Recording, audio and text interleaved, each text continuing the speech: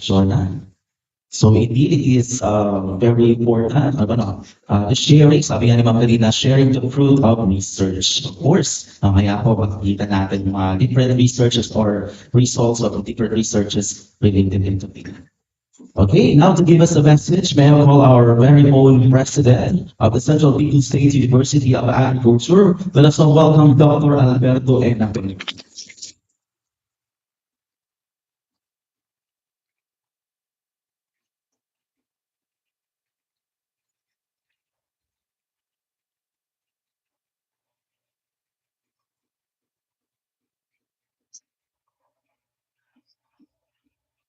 Sir, Maria na aga po sa Gabos. Ito ang pagkakaiba kang higher educational institution sa kanyan sa mall, pagkakaiba yan. Pero sa pagkakaibang iyan, I would like to relate. Picture siya kasama sa Nicaragua. That you are obedient. Those who fail to come and fail to attend this very important event certainly will lose almost half of their life. Nagbawal parang isang nag-distract na maglao. Pero hilingon mo, bisitahon mo, kaya ko niyan sa mall. Di ba? So kamungya akong po din, kaiba ta, kaiba ko. Ibig sabihin, we wanted to contribute to the general knowledge. And only that kind of attitude that a certain person will certainly make his or her success in life. Mayo po ning pagkasinso, kung dikit sanang mag-announce sana, dapat gaya na ngayon mga you know, sa buhay ko ng tao, experience ko, so opportunity, naglalaro duman sa sarong sitwasyon na may kadipisilan. So ngunya, may kadipisilan, may bagyo daa, mayok man karonani, dakon na oran, may strike daa, so yan ang kadipisilan. Pero, little did others know that we are conducting here an activity that will contribute to the success of the community and the success of our country. We've been batting for one commodity for one community, and not only Camarines Sur, but Bicol region is a community that is focusing on the productions and development of pili. Kamu na imbitaran magduruman sa ibang lugar. So ibang reyon, they are very proud of their own products. Tapos kita ngunyan, we are also concerting our efforts to focus on the pili because Bicol region is known for pili. That is why there is a program being spearheaded by the PICARD, no other than the Ma'am Maris, the PICARD Executive Director, has collaborated with the scientists in the Bicol region, focusing on the development of pili. That is why this is a series of events. Nagpumpo ni Duman sa Legazpi, sa Sorsogon, sa Masbate, sa Catanduanes, sa Camarines Norte, tapos ngunyan digdibo sa Camarines Sur. So, grabe ang pasalamat ko po sa inyo. I would like to extend my sincere thanks for coming over because mas tinganin so kanipisilan niya ang gamo. So ibig sabihin, gusto man nyo makanoon at makakontribute sa development ng satuyang komunidad. Not only here in Camarines Sur, but in the countryside. As of the moment, we have, the CBSUA is hosting 2 most important event. Sarap po ini na Pili Roadshow. This is being spearheaded by the card and in collaborations with the Central Bicol State University of Agriculture, doon po sa research department. And another one is on the organic. We are celebrating the National Organic. O yan, kala ko nga organic week lang ano. No, so it is a national celebration and the CBSUA is also hosting that event today in cooperations with the DA. Sa DA po. So, kasubanggi, si OA Director ko, si Ma'am Lil, nag-message, Press, ano nga, i-postpone ta? Sabi ko, ma-postpone ka pa, sarap ka man niya ko. Barang akong talagang sabi ko sa aga. So, mga pig-order rin nung pagkakan. So, dahil niya akong makabukti, so, mas takol niya akong iulit ang pagkakan sa haro. Di ba? So, saro lang po kasi ang lesson dyan. We need to choose our priorities. Di ba? Nag-open ako sa bago, ay, ang mas importante sa Indo. Si SM Mall, o ining institutions na matao sa Indo ning pag-adal. Haloy na po baga na sinasabi, gas-gas na yan. Ang sarap ngayang tao kung gusto mong paasinsohon, tukduan mong maghanap buhay. Dahil pagkakuan ning pagkakan.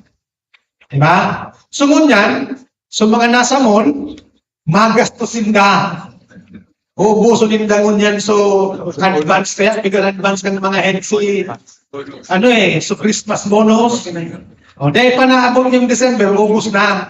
Pero kita din dinayaon, so Christmas bonus lang nakuha, yaon pa sa bulsa ka. And, madadagdagan po yan.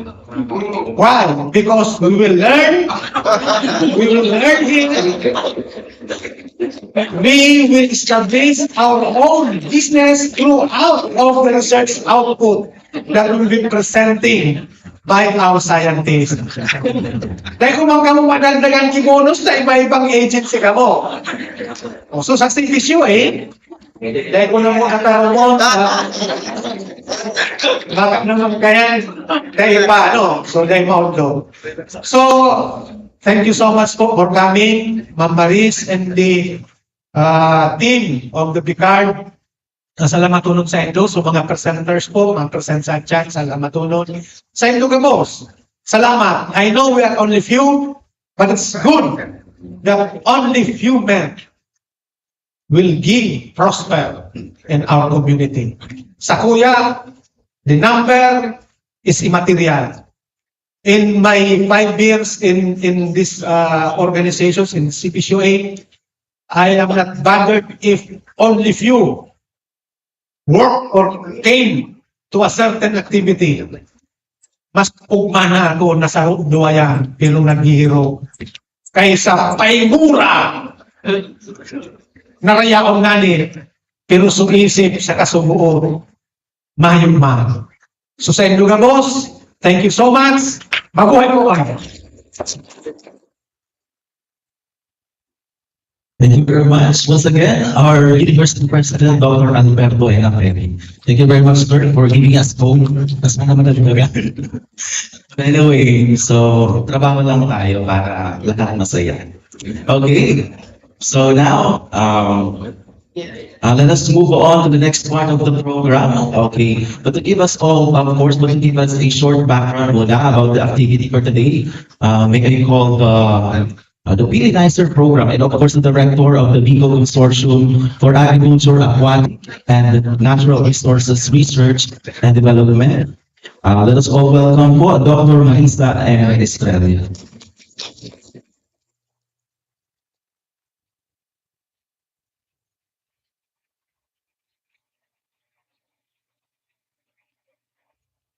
Diyos marahay na lang po sa ito, Gabos.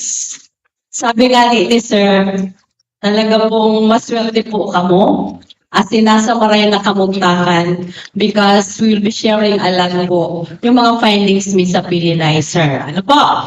So, para po sa kaaraman ng labos, we invited all the members of BICAR. Tayo niyo po mga consortium. May tig-edit ka pang mga Sa pangalan. muna, sa tuyang RDC chairman, Saan mo ay kinuha si ang Sir pangalan? Bert po mismo. Ano po? Yun lang. So, ngunyan, ito lang po Like, na whatever is that. led program po ini na napunduhan ng DUSD. And under the Science for Change program, napinuunan ko po mag-submit in year 2007. Nag-submit pa ako sa PICARD na Pili Research. But naka-incline po sa course ko. By the way, I am a plant pathologist. So, sabi ko PICARD, nayamari sa Kusuri Bilo programa.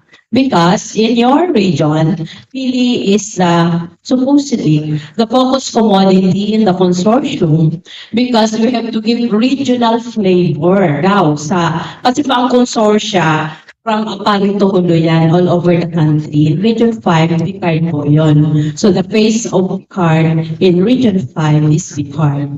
So, Sir, sabi nila, kaya dapat sa Pili kayo. Di sige. So, 2007, matagal bago nag-evaluate. Ay.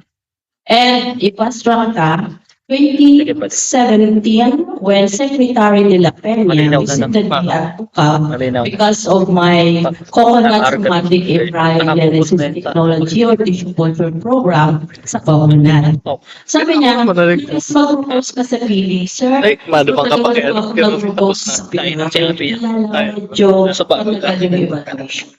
And okay, so sunod-sunod yung evaluation hanggang dumating sa punto na yung kasi maraming projects, nanligaw po ako noon nung nasa Bicard na ako, and ang sa CBSUA, syempre po, may nag-respond at the time nila Ma'am Feperlas, sila Sir Art, Estrella hanggang nag-retire na sila. Subalit yung po andyan pala sila Ma'am Tess Lirag at saka sila Sir Vlad na ipinagpatuloy din po yung project na yon. And so, naligaw ulit ako sa iba pa, naka-join yung PARSU hanggang nakabuha ko ng 7 and then binuo yung program. Then, sunod-sunod na po yung evaluation. So, mahirap po talaga kapag collaborative. And but what I did is, I did not stop kasi I really would like to have a Picard-led collaborative program. Kaya ito po yun na Pili Nicer, which are in the center of the region, na may 17 lang po na Nicer all over the Philippines, no? In Benguet State, they have sweet potato. In Tarlac State, they have sweet potato. Doon pala sa Benguet ay yung patatas, white potato or Irish potato. And then in Pampanga State, they have the tamarind, Bicol. We have dalawa. Queen, pineapple, being led by Camarines Sur State, and here we have the Pili Nicer. All Region 5 has 2 Nicer program. All other regions, tig-isa, some other regions do not have a Nicer program. Okay po. So 7 projects under Pili Nicer, we were given 46.5 million, and today, as a good citizen, and as a researcher, every researcher should share whatever research findings po na nakukuha or nabubo sa isang pananaliksik. It must be our responsibility and accountability to share whatever findings no, na nakukuha natin because we've spent government funds. Dapat ganun po. And then of course, to share because the knowledge may be used by some farmers, entrepreneurs, students, other researchers, anyone who might be interested to use the knowledge for all of us to move forward or to progress. Ang isa, yun na nga sabi ni Sir, baka may magtayo ng negosyo, true enough, in some of the trade farmers, in our case, sa seed propagation or seedling production, sa Project 3 ay may mga negosyante na po or nagbebenta ng seedlings namin. But all other stories, sige po, stand by. Sabi nga ni Sir Ber, buti andito kayo, hindi kayo nasa SM. So you will have more here walang magagastos from your pocket. Okay? So, good morning po. And I'm so glad to see all of you po sa araw na ito. Very much po, Dr. Estrella. Yes, and of course, dahil dyan maraming salamat din sa ating farmers kasi nandito po yung ating mga farmers at farmer leaders para po direktang matuto kung ano po yung mga research result ng ating, pinaghirapan po ng ating mga researchers. Imagine for so many years in the making, finally meron na po tayong results about Pili nicer Pili studies. Okay. Now to moving on to the next part of the program. Okay, we have to give us a short background about the activity for today. May I call on the background about the why Pili Fiesta Roadshow. Okay, let us all welcome Professor Ruby Masinag, the Regional Science Commission Cluster Coordinator.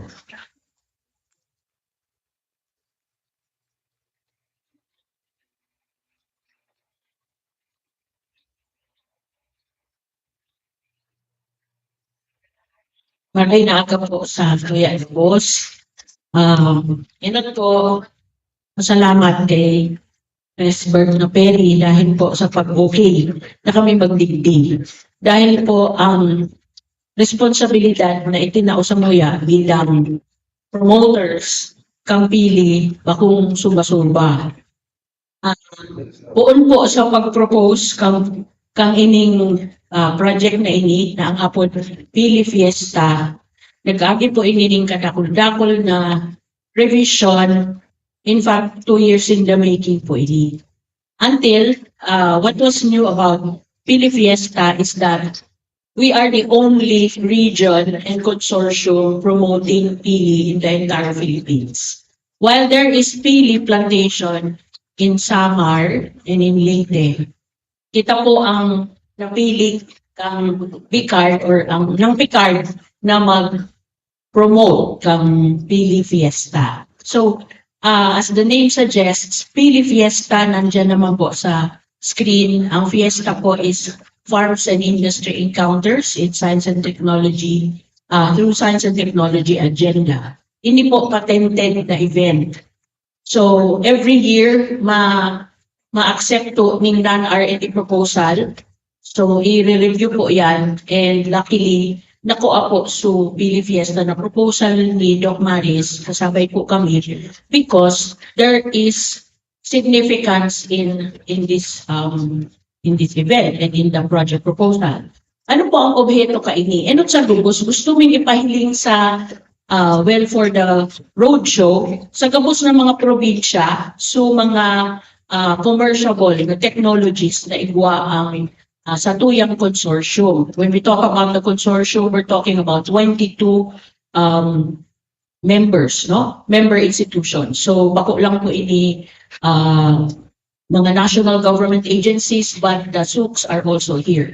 So, ano po ang samuyang objeto? Number 1 is to showcase commercial na mga technologies. Para po sa mga pag-iribatang mga parauma na may dikit naman na kwarta o may cooperative, mahiling po ninda ang mga technologies na ini kung pwede mag-invest digdi, no?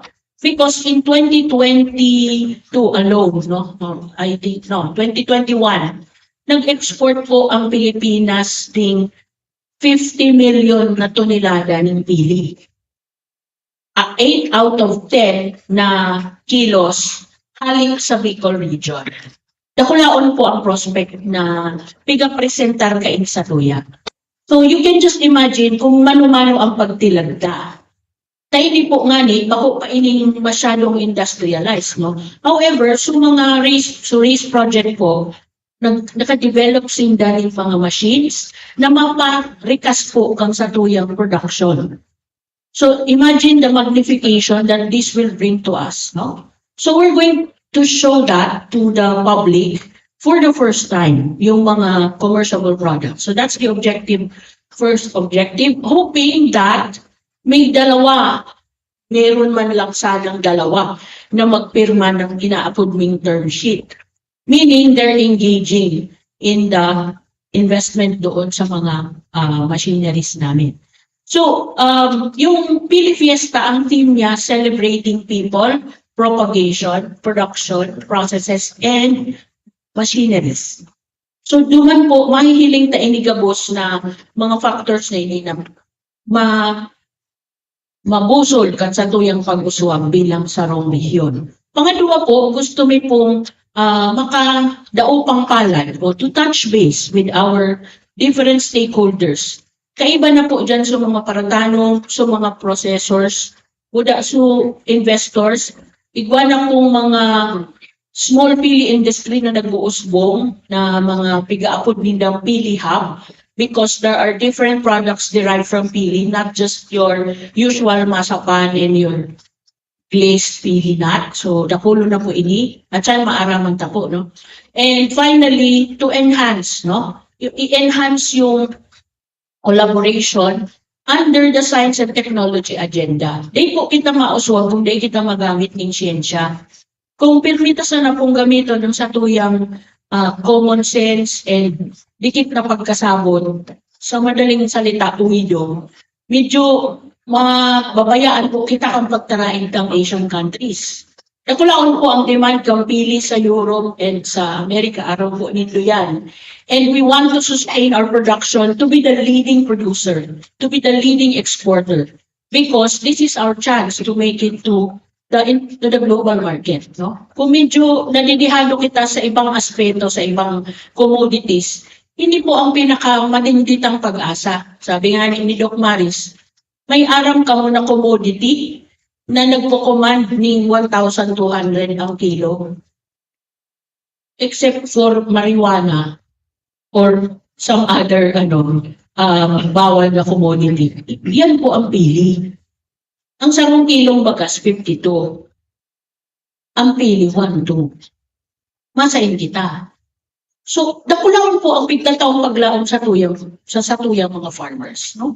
So, ini po ang satuyang objeto kang VCARD, kang gabos na member institutions na pag-urlayan ta po ang potential ka ini, pagtarabangan ta po, paano ta ini maisulong. And with the leadership of our scientists, kaiba ang sa indong kadangat na si Professor Florida, sinda sa didikit sa bilog na Bicol na naggigibo ki R&D di sa commodity na ini. Tabangan ta po sinda. So yun man po ang role mi sa Pili Fiesta. Mag-promote ka ini sa mga probinsya. Nganing mabalangibog pa ang karahayan kang pili asin ang paglaong na pigtao sa tuya. It's called the Tree of Hope. And true enough, this is giving us so much optimism and hope. Sa panahon kaining maraot ang garing nagbabadya na igwang bagyo, may nag-ibo pong study, ang natanda sana, saro ang pili sa mga natatada sa kada base na may bagyo. So, kumbaga, ini man po ang samuyang this is an avowed mission to be able to promote to every farmer and to every producer na to stick with pili as a commodity. Ngani, gusto wara kang pili sa tanuman, mag-intercrop na po kamo, i-encourage ka po sa mga warang laman na pili, na mga farms ngani, mas maging pakusog ang satuyang substrate, no? Di basta-basta maraot kang bagyo. Okay, so yun po ang tulong objeto, and finally, we would like to invite you all to be at the pina-finalize pa po namin yung venue pero Buong Legazpi City on December 18 to 19 for the Grand Pili Fiesta event. Hindi na po sa culmination kang mga pigigigawing roadshow. And in this event, there's going to be other minor or some activities like magtatanak kipili, kung mapili ka mo sa audience, kamo ang maswerteng mapili ko, magtanak kang mga gabos na pili offerings na igwaduman, and then i-judge ka po halimbawa ang best tasting masapan. So, tema po ining kwartang premyo, pero so nagdala po or so contestant po duman, iyo ang i-recognize na best tasting masakan for 2023. So, orgulyo man po ninyo yan. Igwa pong vlog and same-day edit contest para sa mga estudyante, mga amateurs. Igwa pong mga premyo, halimbawa ang first place 10,000, 8,000, and 6,000. May photography contest po, igwang Techno Forum, na kasiring po kaini, ipipresent man ni na Doc Maris, ni na Doc Narvaez, and the rest, yung result ng R&D nila, doon po sa Pili Fiesta. At meron din po pitching, which is going to tell us about the machineries. Mahiling na po duman so mga machines, so pili depalper, so pangtilad na makina, no? Di makina. So mahiling ta po at matitesting ta po pa ang ini ginagamit. So gapos po ini ma-read down to the benefit of us all because as we provide stimulus to the growth of pili industry, not just in the Bicol region, but in the entire country, we are also providing the seeds of hope that hindi tayo forever poor. Meron tayong commodity na ngayon pinagkakaguluhan na sa ibang bansa, sa buong mundo. Europe, America, or North America, and some of the advanced countries like Japan and China are already exporting. Babahangin, imamarites ko lang sa inyo, bakit? Kasi daw po pala yung pili, nakaka-prevent ng dementia. Kaya yung mga conscious na huwag mag-degenerate yung mga utak nila, nagkakaon pili. Kita, nagkasanayan natin yung pili, pinapasalubog. Halos hindi tayo kumakain, no? Except for the supigatula. Pero ngayon, ugaliin na natin kumain ng pili kasi mura pa dito. Pagdating ng araw, ang mahal na ng pili, okay na. So, kumbaga, na tayo, boundary na tayo sa kain ng pili. So, yun naman, marami pang iba. Yung elemi oil is, yung galing sa pili, no? Very essential sa maraming health and wellness, bigagamit sa therapy, at ginagamit din po ito sa mga cosmetics. Meron na ngayong isang industriya na gumagamit ng pili oil para sa mga cosmetics. At of course, your local industry sa mga pagkain, sa mga different varieties of delicacies nandyan ang pili. So ito po ang ino-offer namin at masaya kami na pumayag po si Doc Bert, ang aming RDCC Chair, na ito'y ganapin dito ngayon. Kami po ay nakatapos na ng 3 roadshow. Kami po ay pupunta ng Masbate at Camarines Sur, including Catanduanes. So, nagpapatuloy po ito para magkita-kita yung iba't ibang sektor na nasa pagtatanim, pananaliksik, at pagbibenta o pagninegosyo ng pili. Mag-enjoy po kayo sa mga presentation at magkita-kita po tayo sa December 18 to 19 sa Legazpi po para sa Grand Pili Fiesta event. Maraming salamat po. Very much po, Professor Makasina. Okay. So, before we proceed po sa next part ng ating program, siguro pwede na tayo mag-photo ops muna. Ano po? Ma'am, pwede po. So, may we request po our visitors, our guests, of course, the participants po to siguro occupy dito na lang po ba sa unahan? Pwede ba? Dito po. Okay. The participants, may request po para sa photo opportunity po natin together with our guests from the card. And of course, our presenters, yung ating po mga deans, students, dito po tayo sa, sir, dito na lang po tayo sa unahan. So while preparing po kasi meron po tayong ipapaki video about the Pili Fiesta project. So while preparing the video, siguro take na natin yung opportunity for a photo ops.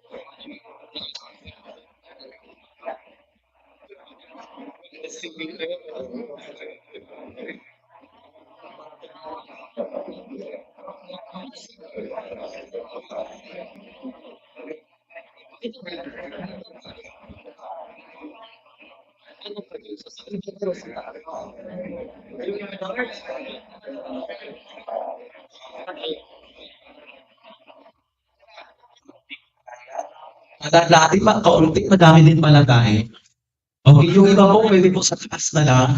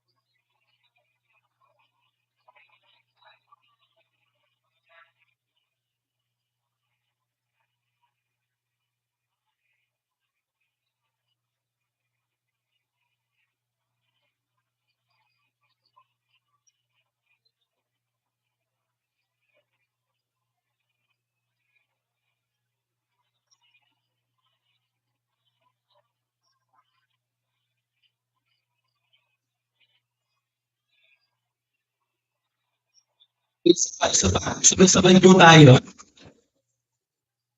1, 2, 3.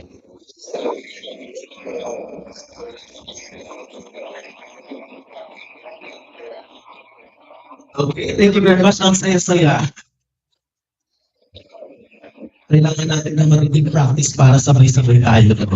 So, you may settle down, take your seat, and I think habang distribute ng snacks, while taking your snacks, we have prepared, or the Bigard, or the Pili Fiesta project, prepared a video presentation para po mas malaman natin kung ano yung background about the project.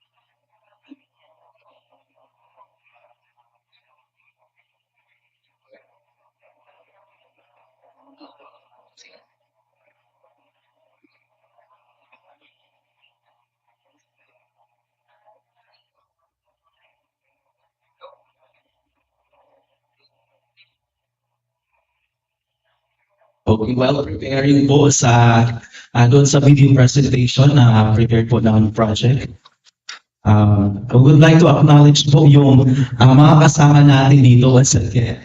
Kasi hindi po matutumbasan yung pasasalamat namin kasi in-expect namin walang participants kanina. But very thankful kami that you have here or you made it to be here. So nandiyan po yung mga DOST Camarines Sur, and Regional Field Office or Regional DOST Regional Office. Maraming salamat po. Nakita ko na dagdagan po yung participants from the Agricultural Training Institute, Regional Training Center 5. Thank you very much po. May umabot din galing din sa Partido State University. Of course, nandiyan po ang Bigard. ang Department of Agriculture Regional Field Office 5. Meron din tayong umabot kanina ng mga farmer leaders. Andyan po si Sir, perform ka na naman. Hello po, good morning. Nandito din po natin kasama ang Department of Trade and Industry. And of course, the Albay Provincial Agriculture Office. And of course, yung mga support na binibigay po sa atin or support po ng different college deans. Of course, nandiyan po si Doc Eileen Basita from College of Veterinary Medicine. Doc Eileen Gardner, Doc Ellen K. Manlangit from the College of Agriculture and Natural Resources. Thank you po. And of course, nandiyan po ang dean ng ating College of Economics and Management, Dr. Pili Talay. Sino ba yung nababanggit? Andyan po, of course, ang dean ng ating graduate school, ng College of Development Education na, si Doc Melman. Medyo po nakakasiro kasi dito sa stage. But anyway, of course, hindi natin makakalimutan yung mga estudyante po ng Central Legal State University of Agriculture and Roads, some of the faculty members ng CBSUA. Thank you very much po sa pagsama sa amin ngayon. I think the video is ready. No. Okay, wait lang daw po sa ating technical operator.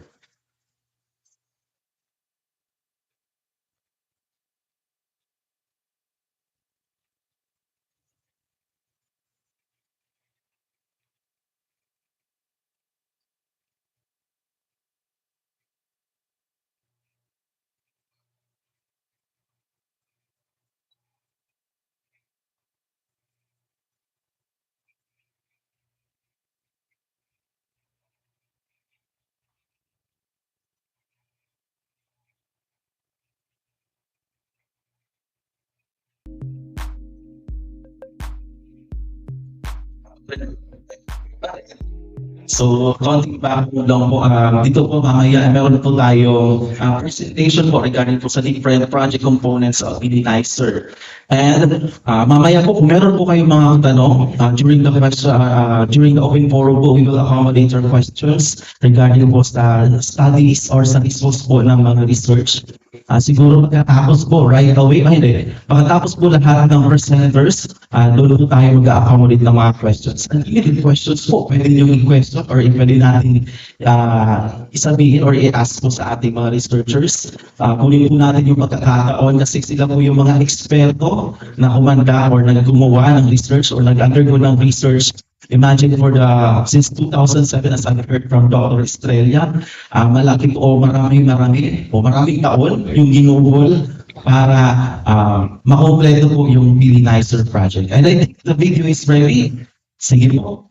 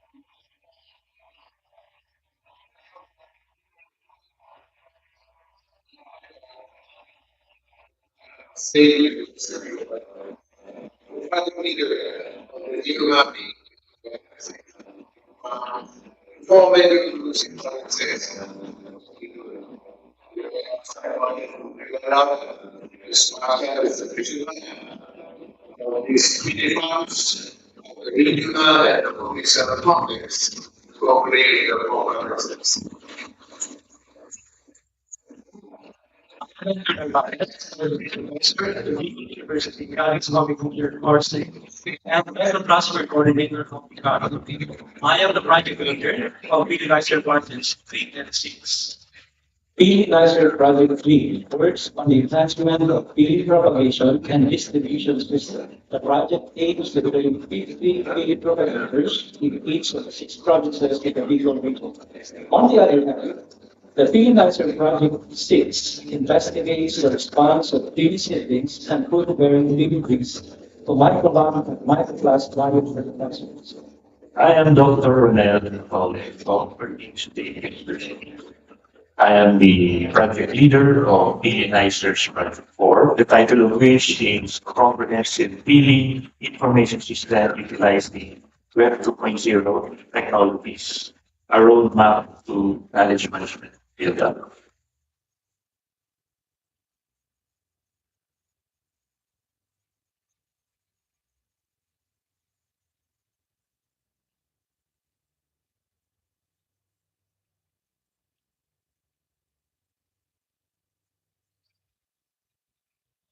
Someone says, I am the component leader of Project 3 in Analytics. I'm very happy because one of the trainees,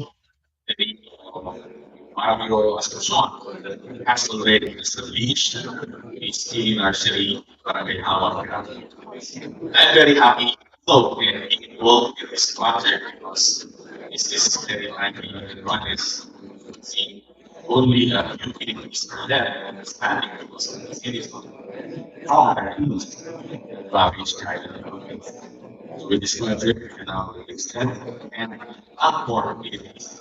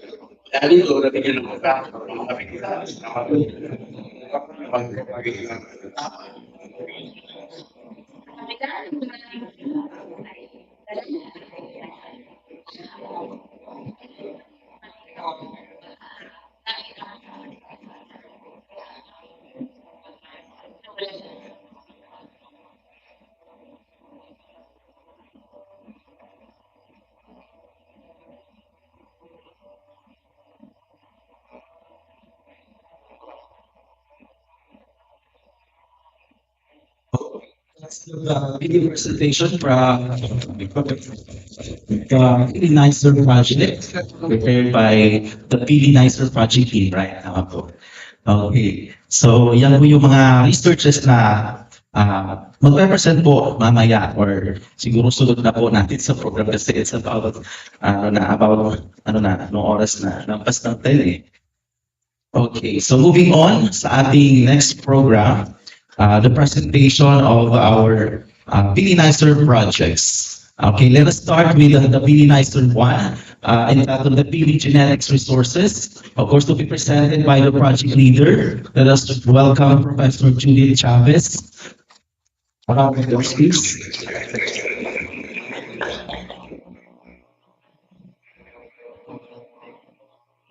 Good morning po. Tingnan niyo po PowerPoint.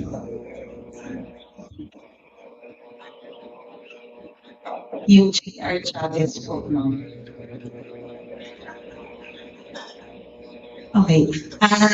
Umpisa ko na po. Sabi nga po kanina, di ba, yung iba't ibang gamit ng pili, we're just familiar with mostly yung pag-prepare po ng pasalubong. Pero nabanggit nga po kanina ni Ma'am Ruby, ni Ma'am Maris, na meron din po kasi ibang benefit na makukuha sa pili. Okay. Sabi nga po, tayo lang yung bansa na commercially producing and processing pili. Kaya po, yung pag-aaral ko po is more on the basic research which deals about the different accessions pa lang po yung tawag ko kasi hindi pa po siya variety. Di po ba kasi ang naririnig natin, karaniwan, yung sa DA po, meron silang mga varieties na.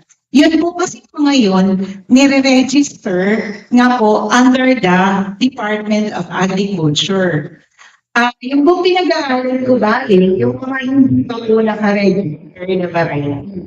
And yun lang po, based on the genetic resources, yung po nila doon ay accession. Okay. So, in the meantime, dahil doon pala po ang research, sabi ko na po na ayan, medyo fail na po ng outlet. Yung unang slide po. At pinag-aralan ko lang po muna yung province na in-include is Sorsogon and Catanduanes. Pero yun nga po, later on, sa phase 2, gagawin na po namin yung pangkalahatan. Okay. Kasama na po yung ibang provinces, all the rest. Okay, nasabi din po kasi kanina, di ba? Kaya po in demand na rin kasi siya because of the oil, be it coming from the pulp or the kernel. Now, based po kay Del Rosario, Kahuday et al., yan po yung si Doc Kahuday po, sa BU po, ang tinitignan po kasi talaga nilang aspect is more on the medicinal properties. And then si Pam and Dumandan sa UPLB din naman po yan because of the bioactive compounds na nakikita po dun sa oil. It's known to have antioxidant, anti-cancer na possibilities or properties. Dahil po ang bukag, pareho din po ng CBSUA, meron din po ng mga study sa bukag na absorption of dietary fiber and feeding nutrients. Meron na nga po sa animal. Kasi kaya important. Okay. So, yung gusto nyo hindi po ba may ibang parte na hindi na po yung makakain? Hindi namin yung other parts ng pili, nga po, hindi with the farmers, kung ano po ba yung okay na variety. Yung mga variety na po, yung variety na variety. Next.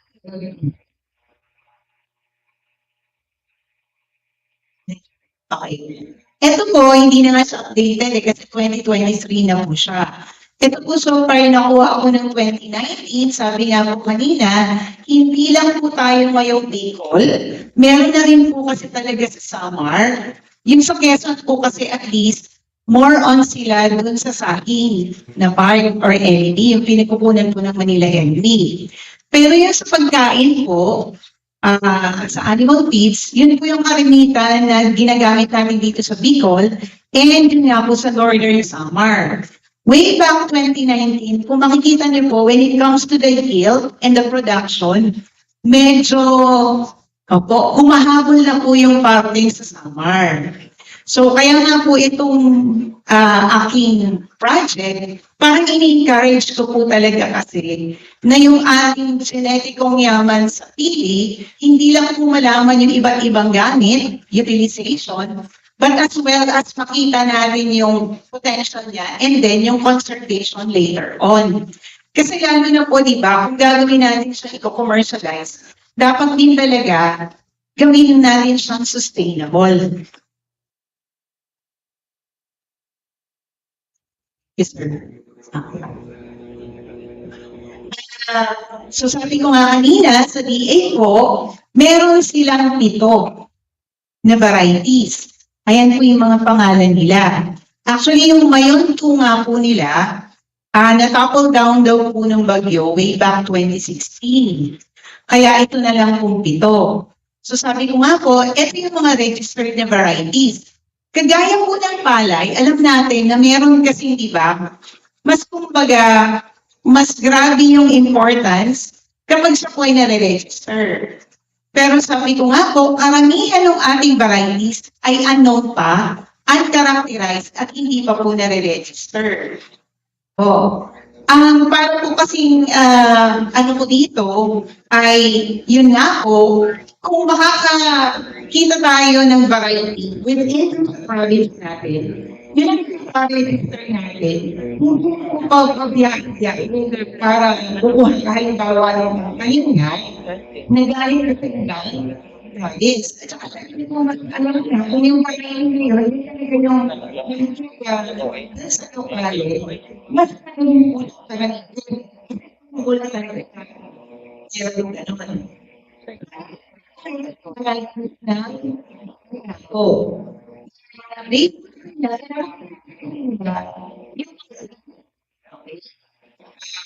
qualitative, quantitative, and nakita nila kasi, mas marami din po kasi yung difference when it comes to the fruits. Yung ibang parte, pwede din naman po talagang i-characterize, kaya lang nga po, masyadong marami kasi yung kinukuhang sample, nakaka-overwhelm po sa case ko. Kaya tumutok na lang din po talaga kami sa fruits.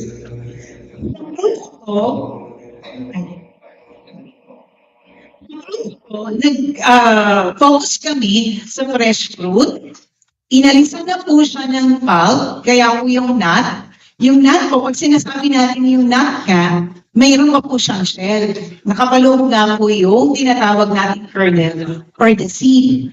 Tapos, inalis po namin yung shell. Yun din po, inaral namin yung characteristics ng nut mismo na may seed coat. Okay. So, yun po yung general objective ng project ko to assess the Pili genetic resources in the 3 provinces. Focusing more on the morphological nung tree at saka nung fruits.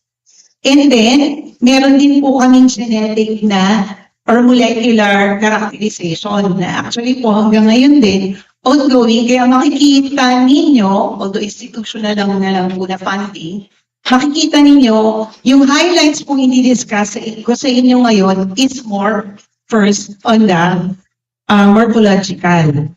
So, nag-geotag din po kami, pero sa case ko, yun lang po mga farmer identified na accessions ng puno. Siyempre po, based sa farmers, sila yung nakakaalam kasi kung ano yung puno ng pili na kumbaga panglaban nila, pang misuse na style nilang pili. Yun po yung aming sinijayatag at yun po yung aming kinakarakterize. Okay. So yung succeeding po, makikita nyo yung mga recorded na qualitative traits of investigated trees from Albay, Catanduanes, and Sorsogon. Ay, may mga forester po dito. So, alam niyo to. Ito po yung different tree habits. Based din naman po ito dun sa the way mag-characterize ang PA at saka based po dun sa descriptors for pili. All descriptors for pili.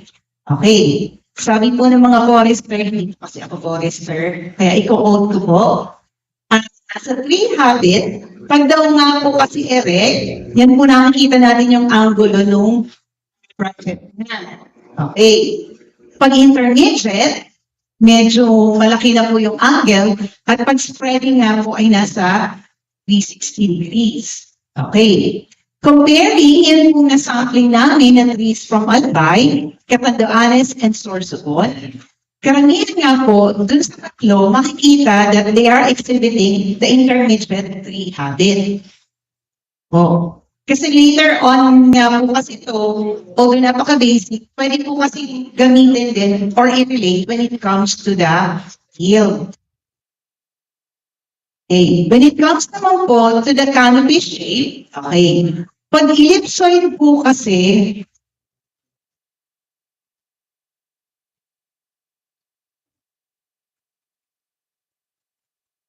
Okay. Pag ellipsoid po, yung shape niya ay para po siyang pabaliktad na tear or luha. Opo. May konti po pointed na part dun sa taas. Pag spheroid po kasi, more on circular, at pag oblate naman po, siya ay paugal. Oh. Again, based on those that we have sampled, karamihan po sa kanila, ang shape nila ay oblate, yung canopy shape. Okay. Comparing the three provinces. Pagdating po sa canopy density, again, opo, yung sa mga forestry, alam po nila yan. Pag sinabi po daw kasi sparse, pag nandun ka sa ibaba mismo ng puno, pag daw po tumingala at marami pong lumalagos na sunlight, sparse daw po yung canopy density.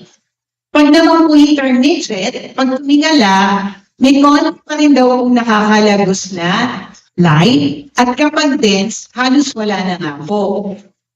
Ito nga po kasi kaya natin pinag-aaralan kasi pag mayabong, alam natin, pag masyado mayabong yung puno, mas marami nga po yung leaves at maraming pwede mag-undergo ng photosynthesis. Later on again, pwede natin i-correlate sa yield. Kaya din po nakita namin pag-aralan. Okay. And again, based on the trees that we have sampled from the three provinces, ang karamihan po sa kanila density are mostly intermediate. So dito po kasi, di ba, pag sa puno, parang kung ang hirap makita ng differences. Lalo na kung hindi naman talaga tayo ganun ka-observant. Okay. So, pero, opo, when it comes po talaga sa fruits, doon po nakita meron talagang significant na differences. Ito po yung isa namin na sinample sa Albay. Nakikita po siya sa District 1, sa Tabaco. Sinabi namin the mighty tree among the investigated kasi among the trees investigated in Albay, siya po yung pinakamataas, yung tree height. Pinakamalaki din po yung trunk na diameter breast height. At yun din po as to the canopy na width. Siya din po. So, in other provinces, minsan, yung mataas, ibang tree naman yung malaking tree, iba naman yung canopy breadth. Kaya hindi ko mapangalanan ng mighty tree. Kasi yung dito nga po sa Albay, kumbaga, lahat kanya nakikita. Now, sabi ko nga po, when it comes to fruit, nakikita yung difference. Ako, dahil ako fruit, kasi ko nga kanina, di ba?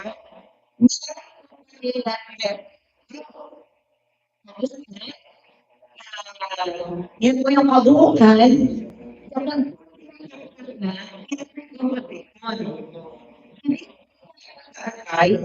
okay. Malaking percentage when it comes to at kung hindi ko magagawa ko, yung lahat ng po, dahil sa district 3. When it comes, however, to kernel, both those coming from District 2 and District 3, parehong 8%. Mababa yung kernel composition ng galing po sa mga District 1. And when it comes to shell, ang pinakamalaki po ang shell ay yung galing sa District 3, which is 27%. Ano naman po kaya sasabihin niyo, ano naman ngayon? Bakit ganyan kung pinag-aralan ninyo? Po, nakikita kasi namin, let's say, sa mga magbi-business po, kung they are after, yun nga kung kinakain na ginagawang iba't ibang pasalubong or confectionaries, naturally, ang gusto po nilang malaman, yung mga pili na malalaki nga yung kernel. Diba? Kasi maaaring pag binili niyo ng fresh, malaki siya, pero yung palang loob niya actually ay maliit lang. Pero kung identified at na-J yung tag kung saan ba yung kinuha, now let's say may umorder, ay kailangan ko po isang tonelada yung mga ganito kalalaki na pili.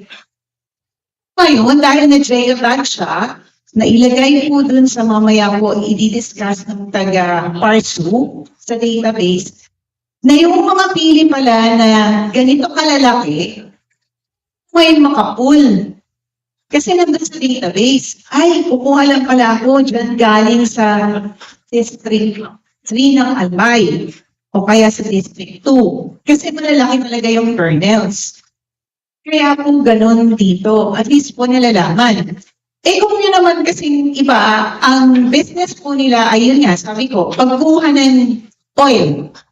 Siguro po ngayon, di ba, nakikita ninyo na dati, bumibili ko ako sa J. Emmanuel, yung oil nila, na galing sa palm, 180 lang yung, ilan ba yun?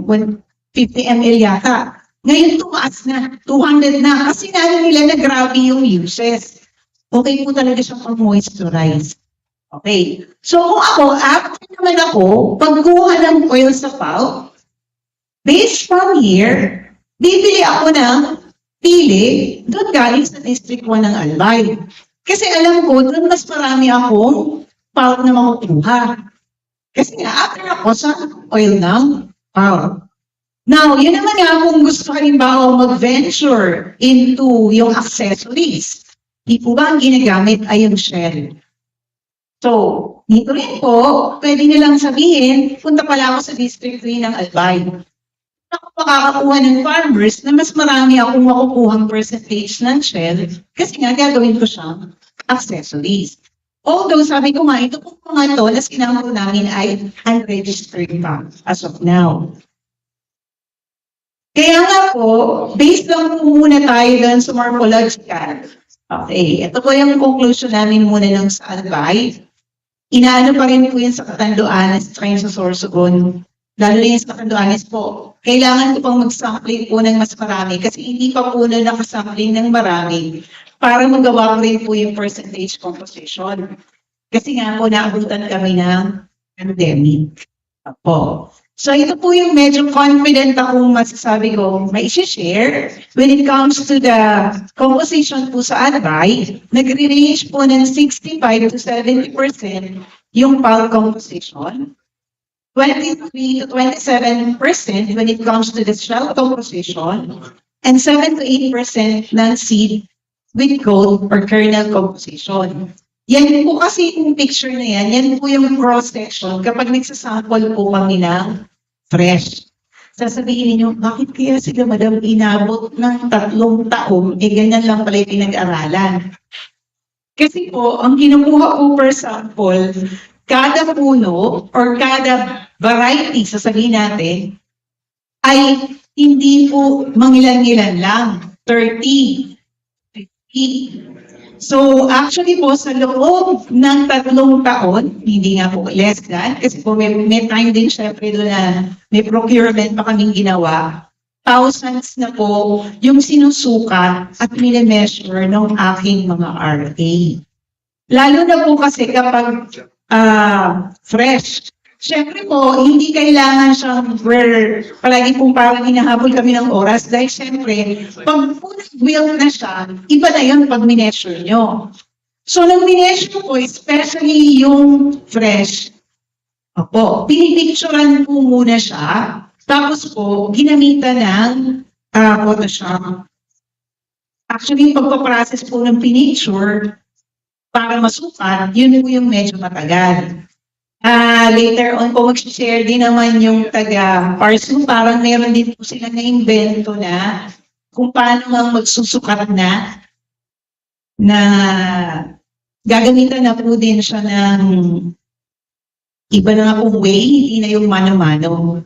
Okay. Para po mas madali nga kapag ganito po. Parang wala na po. Yun lang po yung marirecommend ko. Further, other studies must be explored. Yan po yung mga na-jail lang na. Yan po, iba. Yan po yung sinasabi ko kanina na eto po, yung fresh, yung nut, at yun po yung kernel. Hindi na nga po kami nakapag pa ng ibang sabi ko nga, characterization, nag-focus na lang po kami sa tree and sa fruit kasi nga po overwhelming yung data. Kasi po yung replications nung kinukuhang sample ko, especially with the fruits. Yan lang po. Thank you po.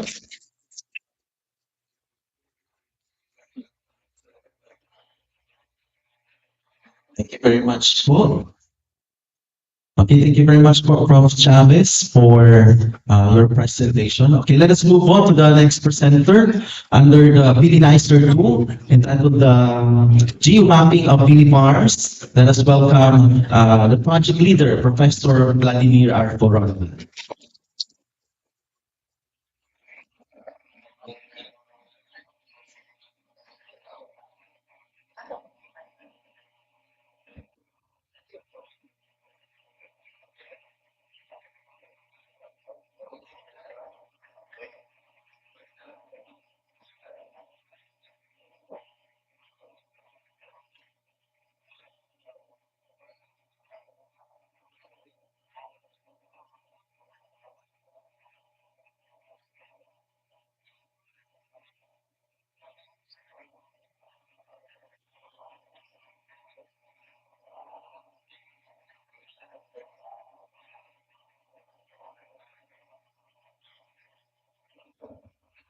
Uli, karoon ko yan na. Karoon mo mundo.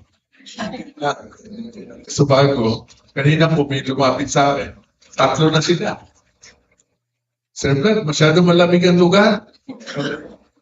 Ikaw 3 days na namin itong pinalamig. Para yung aming mga guests maging nicer sa amin. Para mag-smile si Mami. Okay po. Kaparso po ng tanong sa kanalawang taga-Biyo. Pwede naman natin yan siguro po. Paginin mo po 3 araw pinalamig para lang sa Pili Nicer project. Ito po sa akin, ito po na-assign sa akin na project to is basically answering one very important question. Hindi lang dito sa project, hindi to everyone. Nasaan ang Pili Farms? Matagal ng tanong yan. High school pa po ako, college pa po ako dito. Palagi nang tinatanong, nasaan nga ba mga Pili Farms sa Region 5? Okay? So basically, dyan po nag-revolve ang project to. Alamin kung nasaan po ang Pili Farms. The title is Geomapping and Characterization of Pili Farms in Major Producing Provinces in Bicol Region. Bakit may major? Sabi nga po kanina, nagka-problema po ang project dahil inabot tayo ng pandemic. So we decided, Ma'am Maris also agreed on the idea na mahirap bumagtas ng island, kaya dito lang po nakafocus muna sa Manila. Okay? Yung nakikita niyo po dyan are just simple instrumentation. This is part of our effort of CBSUA towards digital farming systems. Okay. Ngayon nga, I'm thankful to the graduate school and to the undergrad dahil po na i-merit na po namin Madam Maris. Ano po, sa aming curriculum program ng digital farming, which also includes this facility. Ano po, we'll take note of that as part of our accomplishment. Madam. Wala palampak dyan. Wala tayo sa flexible. Sila po ang aming mga boss, yan, study leaders, at staff. Okay, nandiyan po, sinulat ko na po. Ito po ang project team. Okay. This is about 5 years or 7 years ago, kaya mga bata pa kami dyan. Ito mo si Ma'am Maris, parang dalagang dating. 2019 po kayo. Tama na. Okay. Wow. So this project is okay. It's in partnership with Picard UST under the name Pili Nicer program, led by of course by Buka PU. Nasama din po kami. Ano po? And we also partnered with Sorsogon State PU, Camp Norte, PU, and tama ba? Tama. Sorsogon, Camp Norte, PU, and us. Through AMOA. Okay. Hindi ko na papasukin po yan. So, ang focus po namin talaga Bicol Region.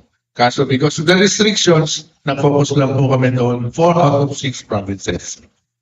Kaya makikita nyo pong mama sa amin, dito lang sa Mindan. So, yan po yung aming materials and method. Gumamit po kami ng mga device na ganito to generally improve the accuracy of finding the answers for nasaan nga ba mga Pili farms. Ito po yung aming sample drones. We use actually multi-spectral camera. Ginakabit po namin sa malaking drones. Saka po bago po namin pinapalipad. Yung po nakita nyo sa taas, commands the drone to attain an accuracy of at least 5 centimeters. Ano po, yan na po yung kaya namin accuracy level of the locations ng, the farm or the Pili tree itself. Gumamit din po kami, I'm not sure kung familiar po iba sa inyo, we make use of the digital elevation model. Okay po, nakukuha din po yun sa internet. To measure yung kanyang elevation ng mga farms. Ito na po yung nahanap namin ng mga farms and hopefully sa mga susunod pong phases, gagamit na rin po kami satellite para hanapin through an artificial intelligence procedure nasan po yung farms. Dahil ito po, ginamit namin ito mano-mano. I mean, pumunta po talaga mismo sa farm. Pero ang iniisip namin, what if wala tayong access sa farms? Mahanap din ba natin sila? Ngayon, we proved na pwede. So, through using satellite images, pwede na rin po. Okay, ito po yung mga study leaders doing the inceptions. Okay. We did on-site visits. Kukwento ko na lang po niya sa inyo. Then interview with the farmers. We also automated the data that we got. So, nag-develop po kami ng online database. Survey questionnaires sa lahat ng mga farmers na pinuntahan. We did a summary para po madaling po. Sa ngayon po, sa ating restrictions po ngayon, hindi na po tayo pwede bigay ng data as detailed as this. Summary na lang po ang pwede natin provide. Okay? Nag-request po kami sa DA ng data. Si Regional Director po nabigay sa amin ng data. Pareho din po sasabihin nila. Under the privacy law, we can only give you the summary. These are the samples of the drone shots. So once na nakita na po namin po yung farm, papalipad po kami ng drone to get the images. Sample lang po yan. Then we build an artificial intelligence to isolate po yung pili. Nakita nyo po yung may mga pula, these are pili. Yung po sa gilid are citrus farm. Okay? Kailangan po namin gawin yan dahil hindi pwedeng hanapin namin sila pa isa-isa. So we need to automate it through this project para malocate po yung pili. Okay. So mula dyan, sample, isolate na namin yung pili. So kung madami pong pili farms yan, ganun din po ang papaliparan na. So some of the results. So finally, after a few years of visiting, we were able to identify 5,000 plus farms. Okay? Then, yan po ay distributed from Camnote to Sorsogon. Mapapansin nyo po, ang Sorsogon po, ang almost kalahati ng Pili farms nasa Sorsogon. Next is Albay, okay? Then Camsur and Camnote. Kaunti lang po ang farms, Pili farms sa Camsur and Camnote compared po dyan sa dalawang yan. Kaya I do agree that Sorsogon is really the leader in Pili production. Okay, ito po yung ating sample farms at distribution sa nila based on the municipalities. And this is for Camso. Mapapansin nyo po, madami pa pong bakante dahil hindi pa po namin papasok yan. Binawalan na po kami maggastos sa reserve. This is for Albay. And this is for Sorsogon. So yung dots represents one farm. So mapapansin nyo po, medyo mas madami nga sa Sorsogon. Okay. So once na alam na natin kung saan, madali na po yung paggandak ni Ma'am nung paghanap ng sample, paggandak ng socio-economic profiling ng bawat farms, etc. etc. Dahil you were able to answer now one basic question, nasaan ang mga Pili farms? But I do agree, ilan lang po ito.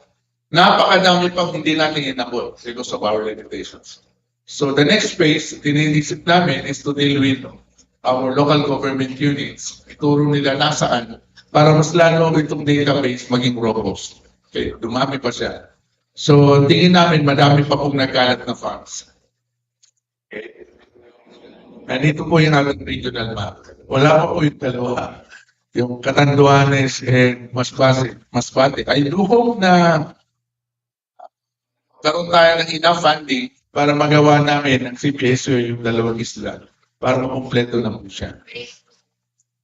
Hopefully po ma'am, yan. I do pray we can have the phase 2 para ma-declare po ito ng DOST BICAR as their full output for, for this project. We can cooperate with the other SUC, madam, in those areas para mapabilis. Yan po. We also tried using the DEM, Digital Elevation Model. Tinanong namin kung ano po yung population ng field trees. Yan po. Madami-dami po is below 80. 90% is 100 and below number of trees per farm. So hindi naman talaga siya malalaki. Pero may nakikita tayong mga ilan-ilan, mga above 500. Mapapansin nyo yan. Malalaking farms yan. At madami po dyan nasa Sorsogon and Albay. Wala masyado sa Camsor and Camnor. We also tried using the digital elevation model to identify nasan po ba yung kanilang elevation level. Yung taas ng kanilang farms. Yung below 100, nandiyan po, madami. Yan. Pag above 500, yan yung distribution. County po. Okay.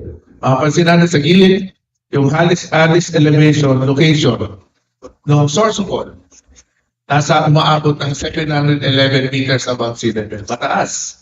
Sa Albay naman, about almost 500 meters above sea level. Sa Camsor, sa Cavite Norte, medyo mas mababa. So in short, mayroon tayong experience of growing pili trees even at that level. 711 meters above sea level. Napakataas. So, mali ang conclusion natin that ang pili farms can only survive in this particular field or level. It can survive even as high as 711 meters above sea level.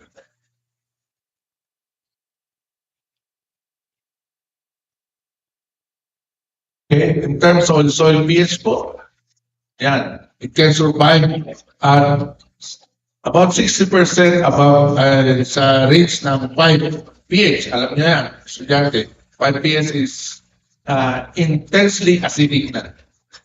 So, kaya po siya mag-survive at that level. Ito yung actual data nila ng selected sites. Also for nitrogen level, maybe medium part, but okay siya. For phosphorus, it can survive even low level. And lastly, for potassium level, even deficient, it can survive. In short, okay na okay siya po kung anong general soil conditions. Resilient, in short. For farming system, ito ang pinaka-happiest moment ko dito sa data gathering dahil madami po ng ating pili farms as a diversified farming. Yung pong iba, mapapansin nyo, mga newly planted, saka mga siguro nakakuha sila sa DA or underlying agencies, only about less than 10% ang monocropping. So maganda ng feature yan. Kinakailangan nga lang, mas maganda kung lahat sila.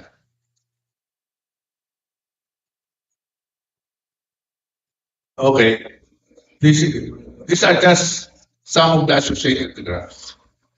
Based on our drone images, ito po ay sa partido area, I believe.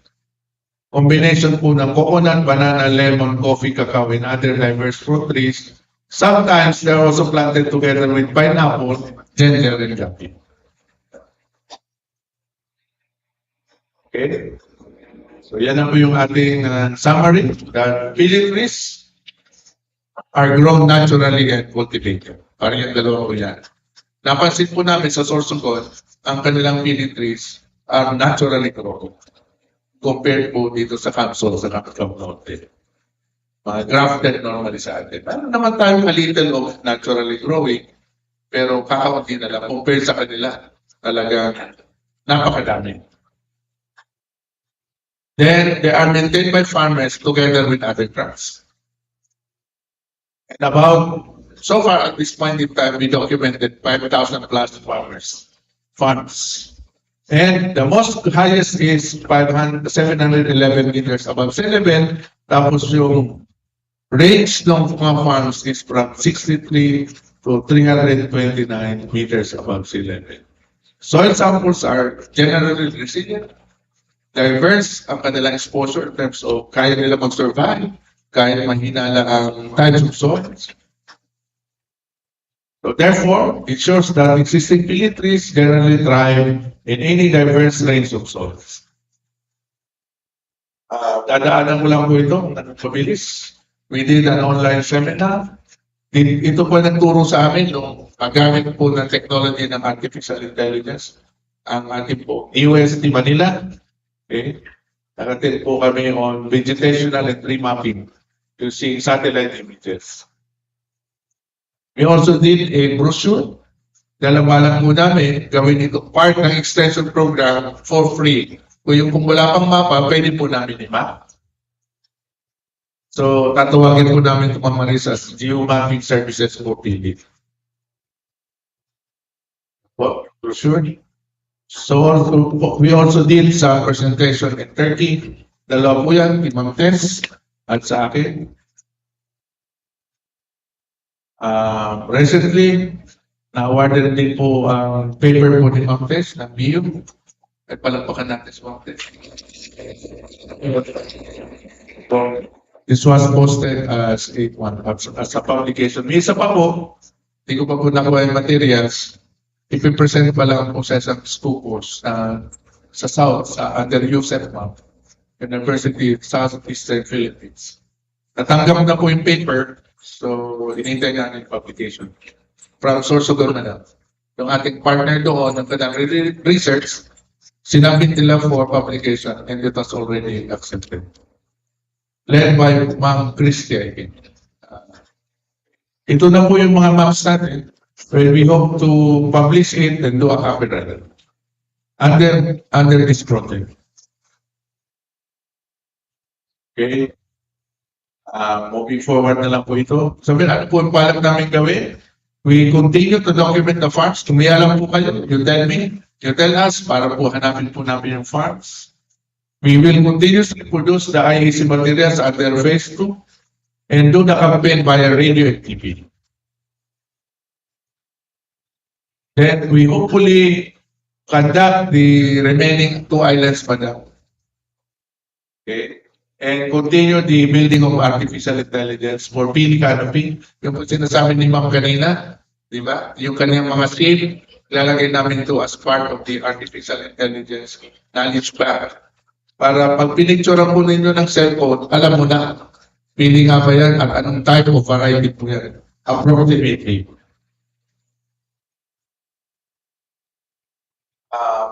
We also did, ito pong Digital Agriculture Innovation Center, madam, was already approved by the board. At maglalagay po kami ng PLOJ Mapping Hub. Nagsisimula na po yung construction sa baba. Okay. Then, presently, nakakuha po kami funding to Congressman Elizalde Rico. We are now doing sa Pili po. Yan. We are trying to understand the physical development of Pili. They already invested on the IoT's Internet of Things. Mayroon po kami 3 kanya. That's why I'm very thankful to President Perry for supporting this. Sa Pilipinas po, yung ganitong type of research, dadalawa lang. Bulacan State U at CBSUA. May 3 pong isa-set up, it's in Mindanao, I believe. This one po is a for me, very sophisticated physical science tools of understanding what is happening in a pili tree. sa growth and including the soils. Yan po. Yung lahat po yung ibang puno namin, lalagyan natin ng soil meter. Kaya po kayo, pag nag-plant science po kayo sa grad school ng CBSUA, magkakaroon po kayong access to all those informations. For you to understand ano pong effect ng soil moisture hanggang po 3 meters, hanggang 3 meters, ano yung impact niya sa yield ng ating mga pili trees. We're doing this in 2 crops, papaya and beef. At bawat farm po may sarili po siyang automatic weather station to associate your weather with the performance of the crop. Kaso for now, ang gusto po ni Dr. Naperi, including fisheries and animals. Sa ngayon po, naitatayo lang ng Digital Agriculture Center namin is only for the horticultural crops. So we have an associated faculty who do some research aligned with all those data collected by this. Real time po yan, every 5 minutes ang data collection po ng bawat instrument. At lahat po yan pumapasok sa aming data center. May data center po. One of the most, for me, most sophisticated data center na nakita ko among SUC. Pumunta na po kami ng LB, nakita ko na po ang kanilang data center. Ito po, wag po ito, may mga IT po tayo dito. Makita po natin ang data center dyan if you have time to visit natin. We partnered with American company, Indian American company, to do this platform. So lahat po ng data ng Pili po namin, physically, physiologically, pumapasok sa isang server online. At tawag po namin Smart Hub. Ganyan po, every 5 minutes po, data collection namin in real time. We hope to exploit this data visually and to do some research output in the near future.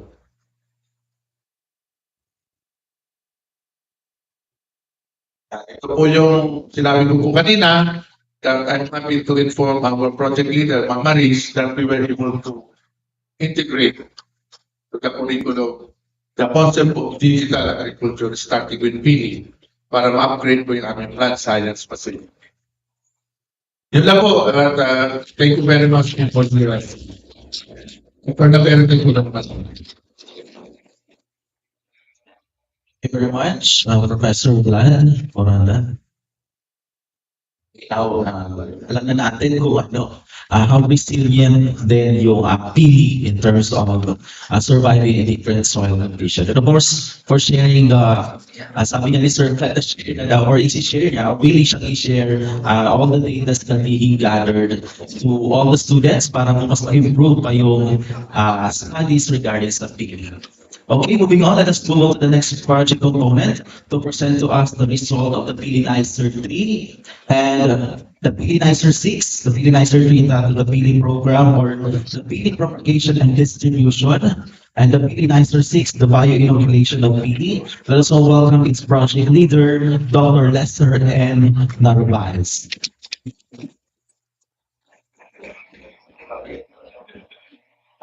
Thank you.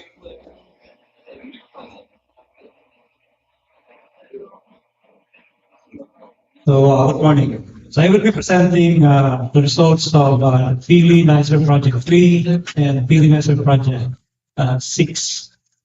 Pili Nicer Project 3 is about enhancing pili nut propagation and distribution system.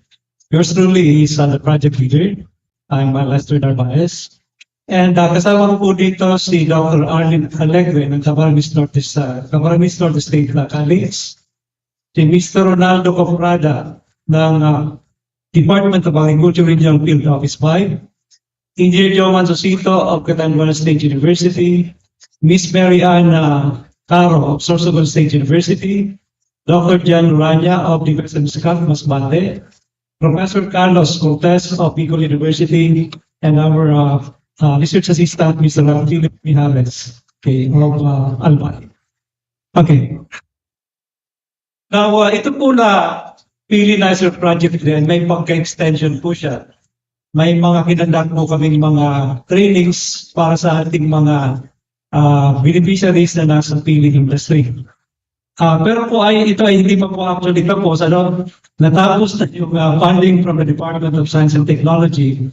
Pero po ito magpapatuloy, yung aming monitoring and evaluation po dito ay magpapatuloy because we would like to, to see yung magiging social and economic impact po ng mga trainings na kinundak po namin and yung plantation po, ang pag-establish ng mga plantation ng pili sa buong Bicol region sa mga susunod po na taon. Okay.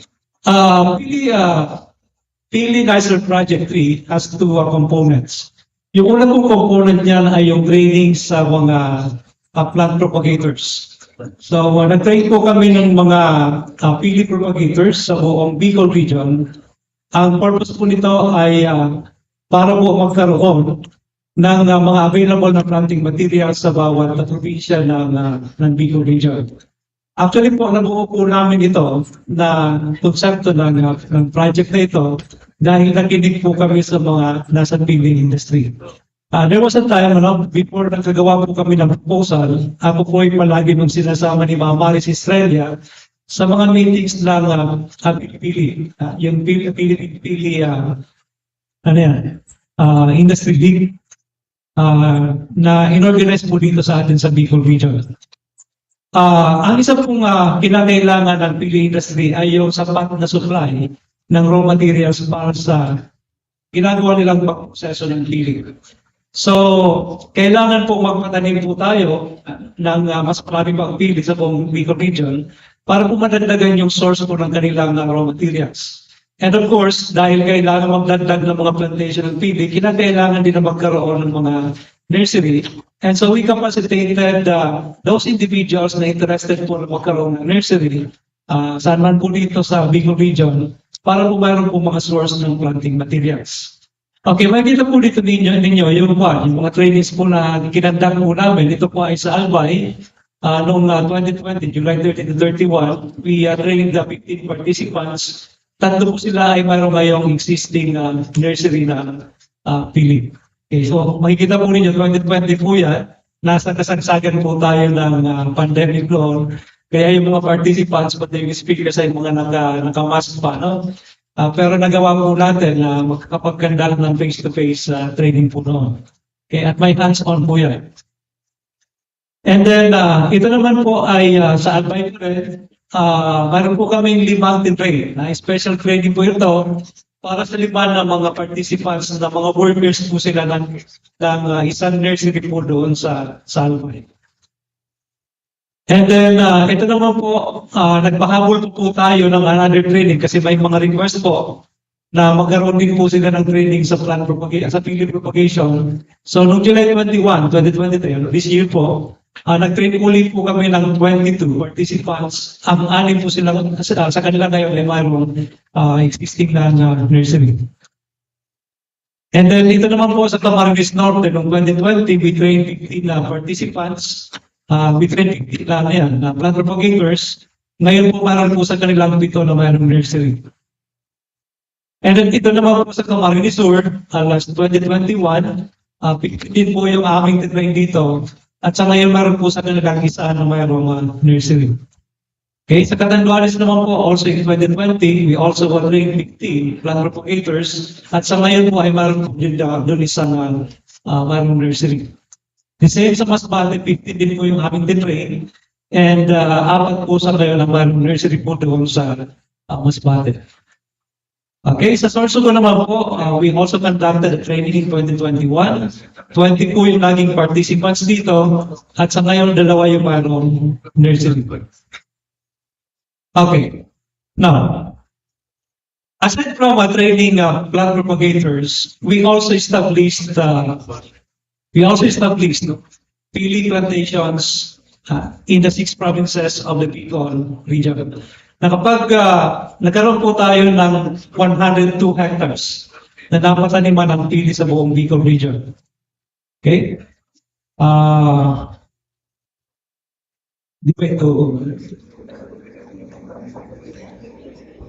Okay. So, bago po tayo nag-establish ng mga pili plantation, una pong ginawa namin ay i-train po, no? I-train po namin yung mga na-identify ng mga partners or mga beneficiaries. Kasi kinakailangan po na alam nila kung paano i-establish yung plantation at kung paano ito i-manage matapos na ma-establish. Okay. So, ito po yung mga important pointers na ibinigay po namin sa training sa kanila tungkol po sa establishment at sa management ng mga pili para po mapangalagaan nila ng maayos. Okay, so we recommended that they use a sexually propagated pili. Okay, so siguro alam naman po ng lahat na yung pili po is dioecious, meaning to say mayroong lalaking puno ng pili at mayroong babaeng puno ng pili. Kung ang itinanim mo po ay lalaking pili, syempre we cannot expect na mamumunga siya. Kaya kapag gusto po natin masiguro talaga na mamumunga siya, dapat ang itatanim natin ay asexually propagated. Dalawa po yung recommended na asexual methods of propagation para sa pili. Yun po yung plant grafting at yung enlarging. Yun po yung itinuro namin doon sa mga plant propagators na training. Okay? Yun po yung dalawa. No? Aside from that one, aside from being dioecious, yung asexually propagated pili po, mas mabilis siyang mamunga. No? Kapag galing siya sa seed, seedling natin itinanim, hindi siya asexually propagated, you will have to wait around 7 to 10 years bago siya mamunga. Pero kapag yan po ay asexually propagated, in 3 to 5 years, magsisimula na po yan mamunga. In fact, may mga ipinatanim po kami, yung sa mga establish na mga plantation, na mga nasa 2 years pa lang po ay may mga paisa-isa ng mga bunga yung mga itinanim po nila na mga puno na pili. Okay. Pero po, kahit na po sinasabi natin dapat asexually propagated ang itatanim, importante din po na mayroong kasama silang lalaking puno ng pili kasi siya po yung magpapollinate. Ano po? Kasi po mayroon po kaming isang case in point, ano? Mayroon po bumili noon ng mga planting material sa nursery ng PU, mga pili, sexually propagated enlarged. Hindi po namin alam na ipinatanim pala niya sa Bohol. After siguro mga 10 years, ang sabi niya, hindi daw po namunga yung kanyang mga pili na itinanim. So isa po sa naging, actually ginawa ko ng conclusion siya, baka po sa Bohol ay walang mga lalaking pili. Kasi di ba, yung mga pili ay nandito sa atin sa Bicol hanggang sa mga area. Yung Bohol is also an island province. Baka po wala sa kanila source ng pollen, kaya po walang namunga na pili. Kasi po yung pili ay kailangan natin ng mapollinate, hindi kagaya ng pineapple, na yung pineapple kahit hindi siya mapollinate, nabubuo yung bunga niya. Kasi parthenocarpic yung kanyang bunga. Okay. Then another, preferably, dapat maitanim natin yung pili ng open area. And preferably also, dapat nasa flat terrain siya. Flat, para mas madali yung management. Although yung pili po ay pwede rin natin itanim sa medyo slow. Again, in fact po, meron po kami, napataniman doon sa Catanduanes. Nung binisita po namin, talagang matarik po yung yung slope ng kung saan tinanim yung pili. Pero ang maganda po ng tubo ng mga pili. Kahit na po, preferably open area, mayroon din po kaming napataniman na medyo may konting shade. Pero okay din po ang pagtubo ng mga pili. So mamaya po, ipakita ko po sa inyo yung kung saan po sila naitanim, ano yung condition ng lugar. Then we recommended a planting distance of 10 meters by 10 meters. So nasunod po ito dun sa mga open area. Pero kung marami po sa napataniman namin ay inintercrop po yung pili sa coconut. So kung yung coconut ay naka 10 meters by 10 meters din, yung pili po ay pinatanim namin sa gitna. So lagi po siyang twin cunks, Twin cunks layout, yung layout ng pagtatanim po natin. So di po ba yung twin cunks, square siya, tapos meron siyang pillar sa gitna. Okay? So yung pili po ang ginawa naming pillar doon sa gitna ng coconut. Then, of course, kapag magta-transplant po tayo ng pili, kailangan tanggalin yung polybag, yung polyethylene bag, para mas mabilis po na mag-expand yung kanyang root system. Kasi kung meron po mga nagpapatanim na hindi na nila yung tinatanggal, Okay, so medyo nahihirapan yung seedling kasi di ba yung plastic hindi siya basta sisira, no? Medyo matagal siya. And then, transplant at the onset of the rainy season. Ito po yung napaka-importante. Alam niyo po sa mga napataniman namin, yung masbate po yung may pinakamataas na mortality. Yung mga pinatanim po nila. Bakit po? Kasi po yung masbate, nasa western side siya. Hindi kagaya dito sa atin na nasa eastern part tayo ng Pilipinas, facing tayo sa Pacific Ocean, mas frequent po yung ulan natin, di po ba? Sa Masbate po, hindi ganun ka-frequent yung ulan nila. Kaya po, yung mga naipatanim nilang pili, marami yung namatay. Na-observe po namin, nung bumisita kami, may mga naipatanim na mga 5 months, 6 months after, affected pa rin po sila ng walang ulan. So kaya po, ina-recommend namin na kailangan talagang magdilig. Kapag hindi umulan, diligan yung mga itinanim na pili at least during the first year, yung first year, nasusuportahan natin yung itinanim na pili by means of watering, And then mulching. Okay? Mulching, para hindi ka agad mag-evaporate yung moisture galing sa lupa. So importante po yung watering and mulching at least during the first year na may natanim po natin yung mga pili. Okay, so we have to water and then mulch the plants when there is prolonged rainless days.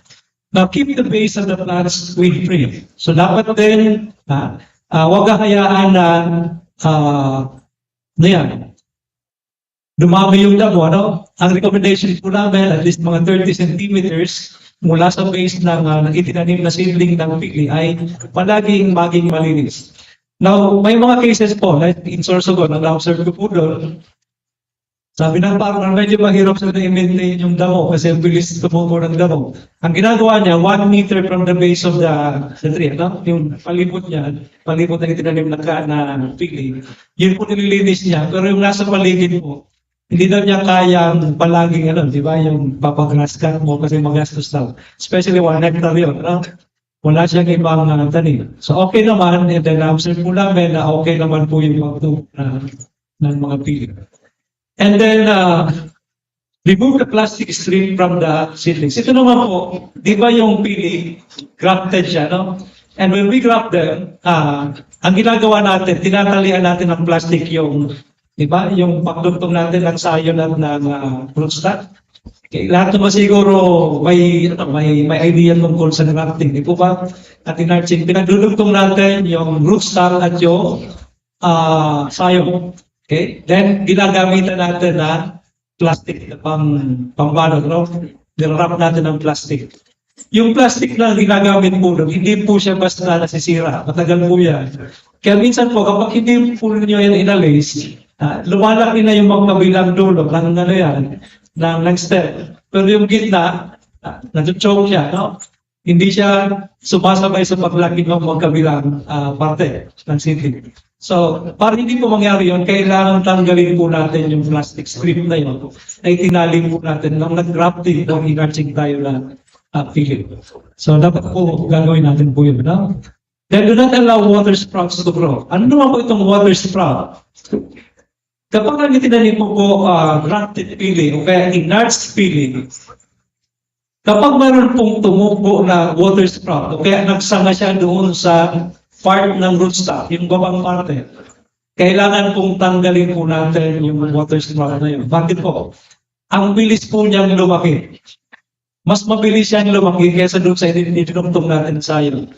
Kapag pinabayaan po natin yun, hinayaan natin lumaki yung sprout, yung water sprout na yun, maaari pong mamatay po yung sayo na idinugtong po natin. Kasi ang mabubuelo yung paglaki yun ng water sprout na yun. So kapag yung water sprout ang lumaki, parang baliwala na yung magiging sexually propagated na itinanim mo. Bakit? Kasi yung water sprout mo, galing siya dun sa rootstock. Hindi mo alam kung babae o lalaki yun. Diba? At seedling stage, we can never determine if the seedling is male or female. Diba? Wala pa tayong kakayahan ngayon na makita natin kung lalaki o babae yung seedling ng pili. Kaya dapat asexually propagated. Pero kung yung water sprout na natin lumaki, hindi po natin alam kung babae o lalaki yun. Malalaman lang natin yan mga after 7 or 10 years kung babae o lalaki yun. Eh, paano kung naghintay ka? Pagdating ng 10 years, na lalaki pa na, ang gusto mamunga, eh wala magiging bunga yun. Although, sabi nila, hindi naman sayang yun. Kasi pwede mo din pakinabangan yung elemi, di ba?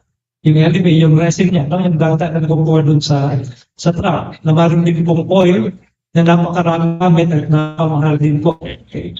So, pwede din gamitin. And then, protect the plants from animals. Of course, meron din cases na pataniman din na hindi naasikaso nung nagpatanim yung mga kambing niya, no? Hinayaan yung kambing. Alam niyo po, yung kambing sarap na sarap sila sa pili. Kapag natagpuan po nila yung tinanim yung pili, kakainin po nila yung mga dahon, no? Okay? Then, intercropping may be practiced. Marami po kami nakita dito na nag-practice po sila ng intercropping kasi yung pili naman po ay tinatanim ng 10 meters by 10 meters. Yan po yung space between the rows. Sayang naman. Like in Camarines Sur, meron pong isang partner doon, patanim siya ng pili. Sa gitna ng mga pili seedlings niya, ang itinanim ay mga vegetables like tomato, eggplant, pepper, yung mga ganun po. Pero we discourage po yung pagtatanim ng mga cocoa beets kasi napansin po namin may mga peste yung mga cocoa beets like yung mga orange po, ano? Na kapag may young leaves po, no? Kapag may young leaves pa yung classes of leaves yung pili, kinakain po ng mga insektong yun. Okay. So hindi po sila magandang i-intercrop. Yung cocoa beets, hindi magandang i-intercrop sa pili kapag yung pili nyo ay mababa pa. Pero kapag mataas na po yung pili, parang hindi na lapit na pansin yung nasa taas. Okay, so kapag mababa po yung mga pili seedlings po natin, kailangan pong i-protect po natin doon sa mga peste na yun. And then we have to practice sanitation to avoid pests and diseases. Okay? So yung mga pests and diseases po, hindi na muna po ako mag-ano kasi may nag-research din po dito. Yung sa Project 5, dyan na po si Ma'am na po, mag-discuss po mamaya. So ito po yung mga important pointers na binigay po namin doon sa mga training, dahil mga nagpatanim po ng pili, sa mga nag-establish ng pili. Para alam po rin nila kung anong dapat na gawin. Now, in the next few years, okay, siguro after 3 years, 5 years, titignan po namin ano ba yung nangyari doon sa mga pili na itinanim? Kailan ba siya talaga nagsimula na mamuha? Okay, let's say sabi natin after 3 years. Okay, 3 years after planting, grafted pili, okay, enlarged pili, gaano ba kadami yung na-harvest nila? Ilang kilos ba? Okay. After 5 years, ilang kilo ba yung na-harvest nila sa bawat puno? Then after 10 years, ilang kilo ba na-harvest nila sa bawat puno? Because we still have to establish that. Okay? Diba? To encourage more people to engage in, pili production. Para magpatanim sila ng pili, kailangan may idea sila. Gaano ba kadami yung pwede nilang makuha kapag nagpatanim sila ng pili? Kasi alam natin sa ngayon, na bakit kayo namang Ruby, yung bawat kilo po ng pili na wala ng shell, umabot po siya ng 1,200 pesos. Okay, doon po sa amin sa Albay. Siguro ganun din po dito sa inyo. No? Mahal po siya. Pero kung magtatanong sa inyo yung gustong magpatanim, yung bawat puno ba ng pili, gaano kadami yung pwede namin ma-harvest? Ilang kilo ba? Di po ba? Isang tanong yun. Pwede maano. Kailangan po natin i-establish yun. So kukuha po tayo ng data mula po doon sa naging mga beneficiaries natin sa pagpapatanim ng pili, sa pag-establish ng mga plantation ng pili. Okay. Ito po yung mga natin, in the province of Albay, nakapagpatanim po tayo ng, sa 21 hectares, okay, 22 hectares, and we have 26 beneficiaries, okay. Yan po, nakamama po yung pinataniman po natin sa Albay. Okay, so yan po yung iba sa mga pictures na pili na pinatanim po natin. And then, ito naman po ay sa Camarines Sur, 15 hectares, 20 po yung beneficiaries. Kasi po yung design ng project na ito, kapag magpapatanim, dapat meron siyang at most 1 hectare, at least half hectare. So ito po sa Camarines Sur, for example, 15 hectares po itataniman natin. 20 po yung partners doon, okay, or beneficiaries. Kasi po, mayroon pong iba na half hectare. Now, 10 sa kanila, half hectare lang yung pinataniman, 10, 1 hectare. Okay? So yan po na, makikita po ninyo dyan sa site, kung ilan pong cleft-grafted yung pinatanim, ilang inarts ang dapat taniman. And then, nandun po sa, ano yan, yung survival rate. Okay?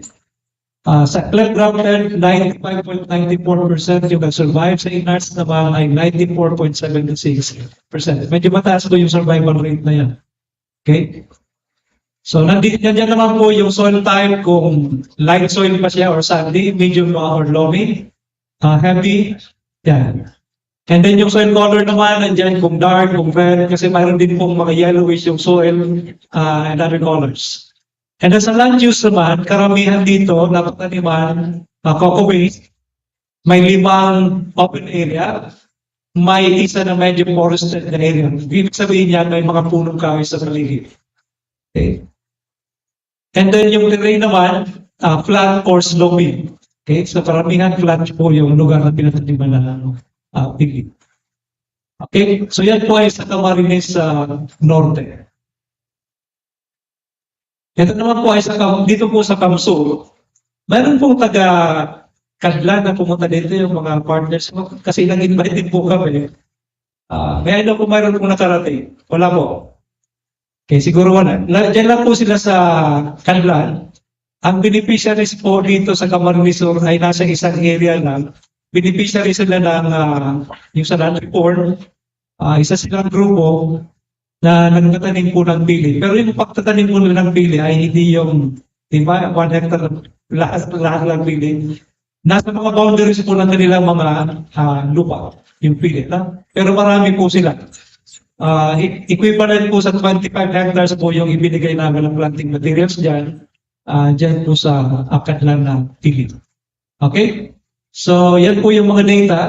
Kaya makikita po ninyo sa mapa na nasa gitna lang sa pili. Nagpatanim kami ng pili sa pili. Pinag-uusapan natin dito yung pili na tanim, na itinanim sa pili Camarines Sur. Okay. So, ito po, yung iba sa mga naipatanim natin, may mga malalaki na po, namumunga na po yan. Ito naman po ay sa Catanduanes, medyo mababa din po, no? Nasa 79.6% yung cleft-grafted survival, and then 78.53 yung inarts. Medyo nabawasan po kasi po, diba, may mga inabot ng bagyo noon na namatay po yung mga seedlings na itinanim. Okay, pero po, mayroon po tayong total nila 15 hectares na land, pero napataniman po ng pili sa island province ng Catanduanes. Okay, so yan po ay sa Catanduanes. And then ito naman po sa Masbate, kung makita po ninyo, sila po yung may pinakamataas na mortality. Yung cleft-grafted po nila, 45.45% lang yung survive. Yung inarts ay nasa 20.91%. Okay. Ang naging dahilan po nito, yan, yung kulang pong ulan sa kanila at hindi nila na nabibigyan kasi medyo malayo din sa mga sources ng tubig. Kaya nga po, talagang nire-recommend namin na dapat onset of the rainy season. Kaya lang sila po, kahit onset of the rainy season silang nagtanim, kasunod naman nun ay mahabang araw, walang ulan. Eh kung wala silang source ng tubig, talaga mamamatay yung kanilang mga na-transplant ng mga pili.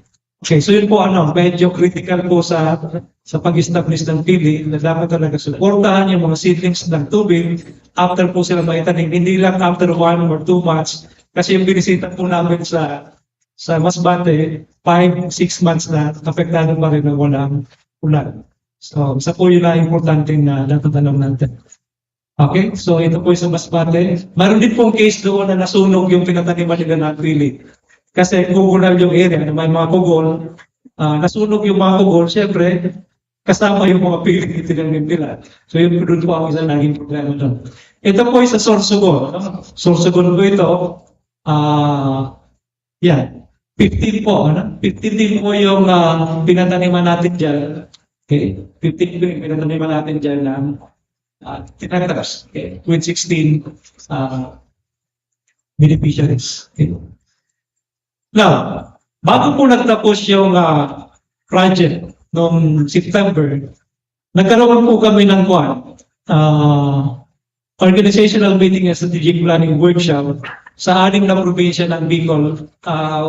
We convened all the partners, the beneficiaries, para po sa organizational meeting and strategic planning na yan. Inorganize po namin sila para, di ba, mayroong mga mortality yung pili na itinanim nila. Para masustain, inorganize namin, at isa sa gagawin nila, i-replant nila yung mga namatay na mga pili seedlings na itinanim nila. And of course, since organized sila, magtutulong-tulong sila para may pagpatuloy yung kanilang sinimulang pili production project. Okay, so ito po yung mga meetings na yan. Okay. So, parang gusto natin patapusin ang taon. Okay, ito pong Project 6. This is about the use of biofertilizer in pili. Alam niyo po, meron kasi mga pili growers na ayaw nilang gumamit ng synthetic fertilizer. Lalo na po yung mga taga-Sorsogon. Narinig ko po may taga-DA dito. Taga-Department of Agriculture po ba? Dito wala. Okay, kasi po, ang alam ko po, may yung Sorsogon sa paggamit ng synthetic fertilizer. So ito po, alam po namin yan, dati pa, nung umatid kami ng mga pag-meeting ng pili, that they want to maintain the production of pili, maintain it, sabi nila, organic, pero kahit nga organic fertilizer, ayaw ng iba na gumamit. Sabi nila, natural farming. Meaning to say, depending sila doon sa mga natural processes. Okay? So kahit organic fertilizer, hindi sila nag-apply. Kasi naman daw po, matagal lang may pili sa Sorsogon, pero wala namang nag-apply ng fertilizer, pero yung mga pili nila, namamunga. Ito pong biofertilizer, hindi po siya synthetic fertilizer. Hindi din po siya organic fertilizer. Sabi natin, ito po ay microbial fertilizer. Biofertilizer po siya. May mga organisms na kasama po yan. Yung ginamit po namin sa experiment na ginawa namin ay 2 klase ng biofertilizer, yung tinatawag na mycobomb. Ang mycobomb ay mayroon po siyang mycorrhizal fungi. Yung isa naman po ay mycoplast. Mayroon din po yung mycorrhizal fungi. But in addition, mayroon din siyang mga nitrogen-fixing bacteria and mga phosphorus solubilizer. Okay? Kasama po doon sa fertilizer, biofertilizer na yun. So yun po yung tinignan namin kung ano magiging epekto nila sa pili.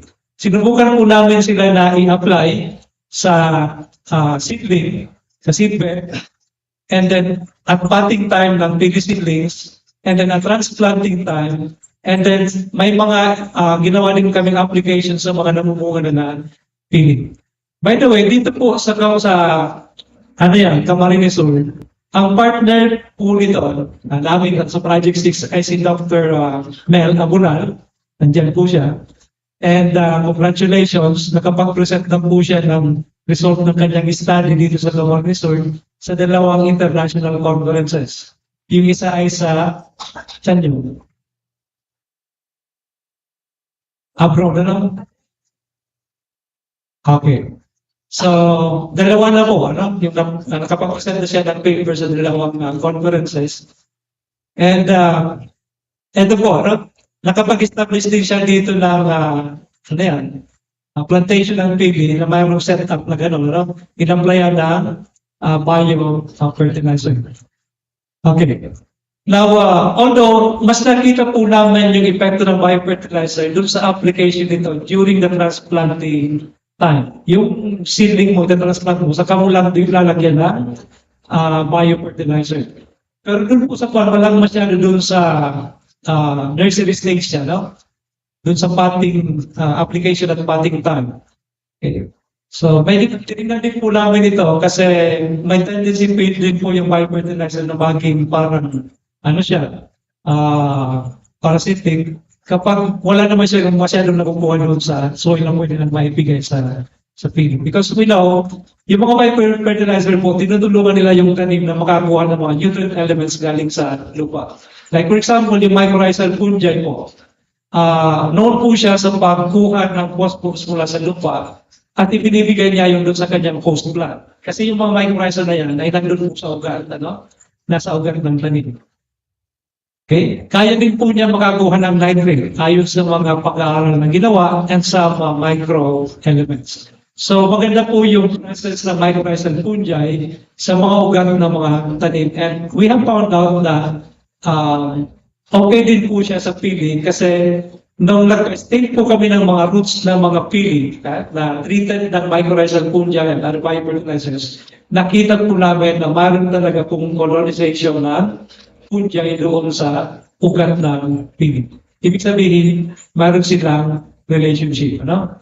So, nakakatulong po yung mycorrhizal fungi doon sa pili sa pagkuha ng mga nutrient elements mula sa lupa.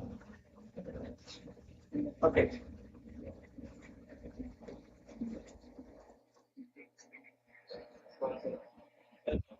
Hello. So, yun po. Pero po, napansin po namin na yung pagkakaiba ng treated sa untreated, although significant po, pero yung pagiging significant niya, hindi masyadong napakalagay. No? So, ginawa ko po, nagpakuha ko ng sample ng roots doon sa mga untreated. Untreated na mga pili. Nilagyan po namin ng biofertilizer at transplanting time. Napansin po namin, mayroon din po sa kanilang colonization yung fungi. Ibig sabihin po, mayroong mga natural, no? Naturally occurring na mga mycorrhizal fungi sa ating soil dito sa Bicol. Okay. So kahit hindi siya in-applyan, mayroon din siya.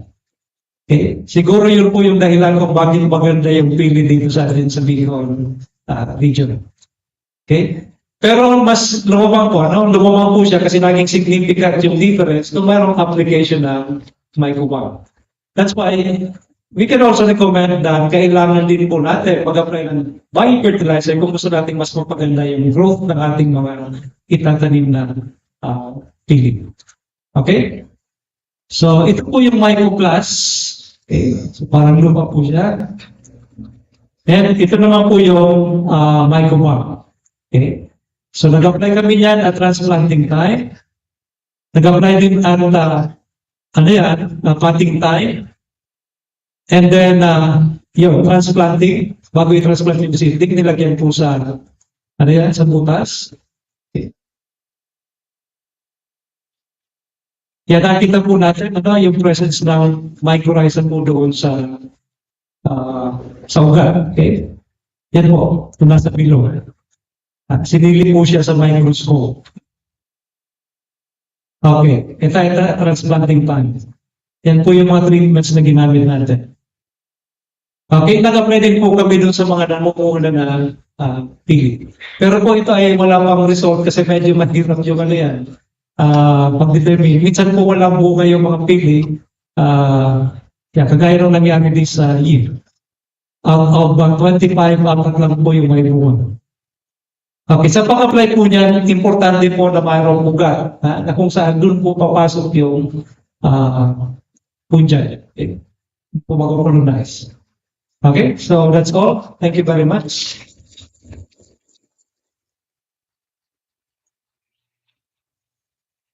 Thank you very much po, Dr.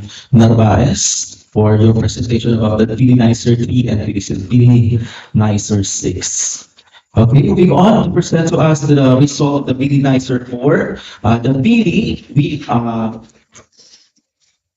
Pili Nicer 4, Pili Web Information System, to be presented to us by its project leader, Dr. Ronel Atole.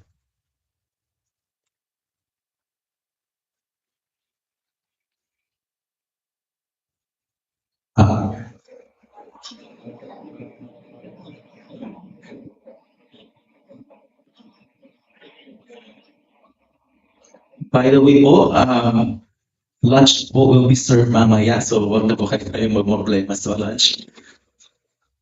And of course, be ready po sa inyong mga question and answer question para po sa mamaya sa ating open forum, i-address po natin po sa ating mga resource speaker.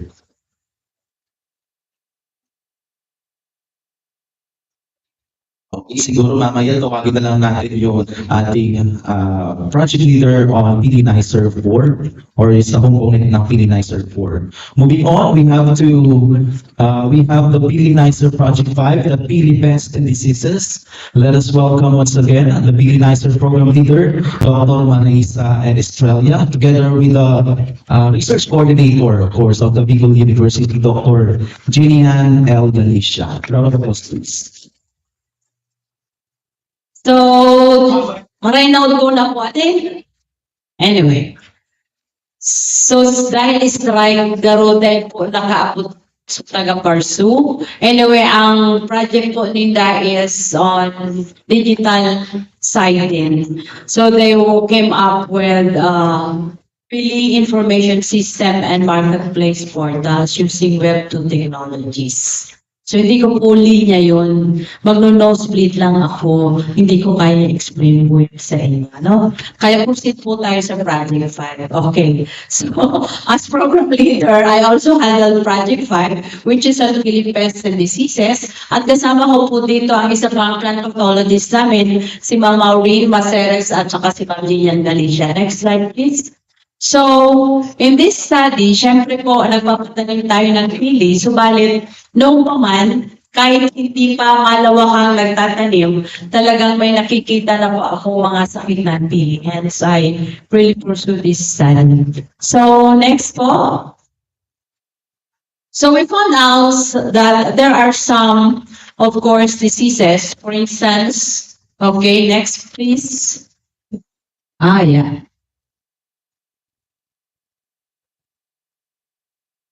Okay, so ito po yung collection site namin. Ito po yung sa kaso ng Tayangawang disease. So kita naman po ninyo, dyan po kami ng olekta at kita nyo naman po ang mga atake niya sa kernels. Sa Bicol, inaabot na Tayangawang disease. So may mga oka-oka, no? Sunken or pitting. And then discoloration. Minsan perfect yung discoloration, minsan naman iba-iba ang konti. So makikita nyo po ang iba't ibang uri ng atake po sa pili. So kapag ganyan, hindi na siya masarap, minsan mabaho, at talaga po hindi na pwedeng sa pili po bagang ina-arrange doon sa bote. No na siya. Talagang nasasayang lang po siya. And before we learn that several years back, ang pili from the processor's level, 20 to 35% po, we found out na Tayangawang siya, na ganyan ang itsura. Ano po? Hence, ito nga po, nangolekta po kami sa field. And we found fungi from those pili, Tayangawang pili. And we also have other diseases like that one, leaf spot, also by a fungus. And in here, leaf blight, also by fungus. And we also do spore trapping underneath the pedigrees to know and try to identify kung ano-ano yung ibang uri ng fungi sa pilihan. And aside from that, we also observe insect attack. Okay, so here you can see the so-called seven-spotted beetle, no? At yan lang po ang atake niya. Hindi biro. Okay? Gustong-gusto niya talaga. Yummy daw kasi daw po ang dahon ng pili. Okay. And then, mga ganyan na po later on. So, masyadong inubos niya na. Masyado siya nasarapan sa dahon ng pili. And aside from that, may nakita din po kaming wilted parts. And we observe borders, twig borders. Okay? Kaya ganun po maminsala ang mga insekto. Matindi talaga. And sa ngayon, may nakikita po kaming nakakatakot, critical to. tumorous growth, we call it illegal. And may plantasyon po kasi sa ginubatan na lahat po ng 200 milligrams niya ay may attacking ganyan. And the owner said na sa palagay niya, kaya hindi na bunga ang pilihan niya dahil sa attacking niya, na posible naman po talaga. So, nung binuksan namin, ang bukol-bukol na yan po ang itsura, and we found some insects pa rin po talaga. So, at this point, I can say na lahat po ito ay i-report namin. Scientifically, we are into the writing of the technical paper para ma-publish namin at ma-cite din naman ng ibang researchers natin. So, yan po ang aming findings sa Project 5. And let's proceed po sa Project 7. Sa Project 7 po, ito naman ay tungkol sa mga makina. And our biosystems engineers were able to find or improve. Kasi Project 7 is on retrofitting and improvement of equipment, post-harvest equipment sa milling. So, nakagawa sila ng sorter, depalper, sheller, tapos po meron silang oil extractor, our testa remover. Yung testa remover, sa pili po baga, pag binuksan natin yung shell, nakabalot pa siya ng paper receipt gold, no? Yun po ang testa. No? So, meron ding makina para mag-facilitate ang pag-alis doon. Kasi sa mga processors, ang ginagawa nila, binababad lang po sa tubig para madali nilang malambot na later on, madali nilang maalis yung silicone na yon. So, bakit sa ngayon, meron na nga pong makina. At yung 5 makinang yon ay naka-apply na for patent, and then nabigyan ulit po sila ng 5 million ng DUSTP card. At nasa techno-commercialization stage na po sila sa ngayon. So lahat po ng components ng aming projects, kasi ito po itong project sa Pilinizer, maaaring mag-proceed later on to phase 2. In fact, nag-usap-usap na kami noon, hindi lang natuloy noong September and October na magbukas yung DPMIS ng DUST, sabi nila ngayong March daw next year. So hopefully, we can come up with phase 2, pati yung kay Sir Vlad na Project 2, na 4 na probinsya lang. Subalit ang original niya kung ano noon, proposal kasama yung Catanduanes at Masbate, but pinakat muna po yun noon ng evaluation sa 4 provinces muna para mas mabilis na matapos. Hence, kung mag-phase 2, posible pong pati yun, maituloy namin. And also in the Visayas. Kasi hindi na lang sa Bicol po ang may pilihan, kundi sa iba din po mga probinsya at rehiyon ng Pilipinas. At ang kagandahan ay, yun na nga po sa ngayon, tayo ay nag-export na ng pili kernel outside the country, lalo na po sa Europa. Yung po ay inanunsyo ng DA5. Ano po? Hence, talagang marami pong tayong maaasahan sa pili. So, I think may isa po akong PowerPoint na pwedeng ipakita para ma-summarize natin kung ano talaga itong ating pinag-uusapan, kung gaano pagaling ang ating pili.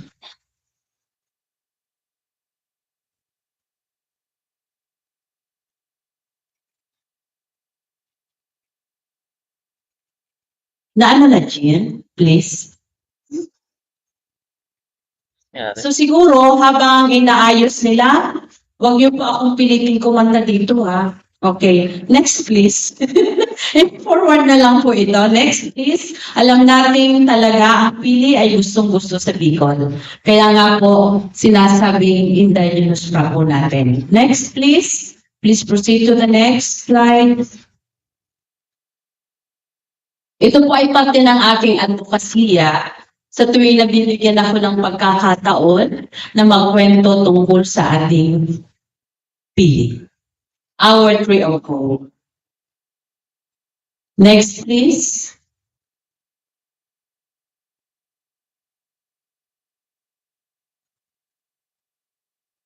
Hindi ba? Next po. Okay, forward please. Okay. Na-discuss na kasi yung iba.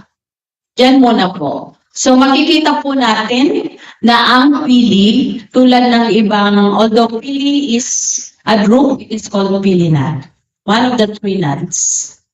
tulad ng cashew na. Okay. So makikita natin ang composition niya na may protina siya, may dietary fiber, ash, calories at energy. Okay po. So, in terms of protein, 11.5 po.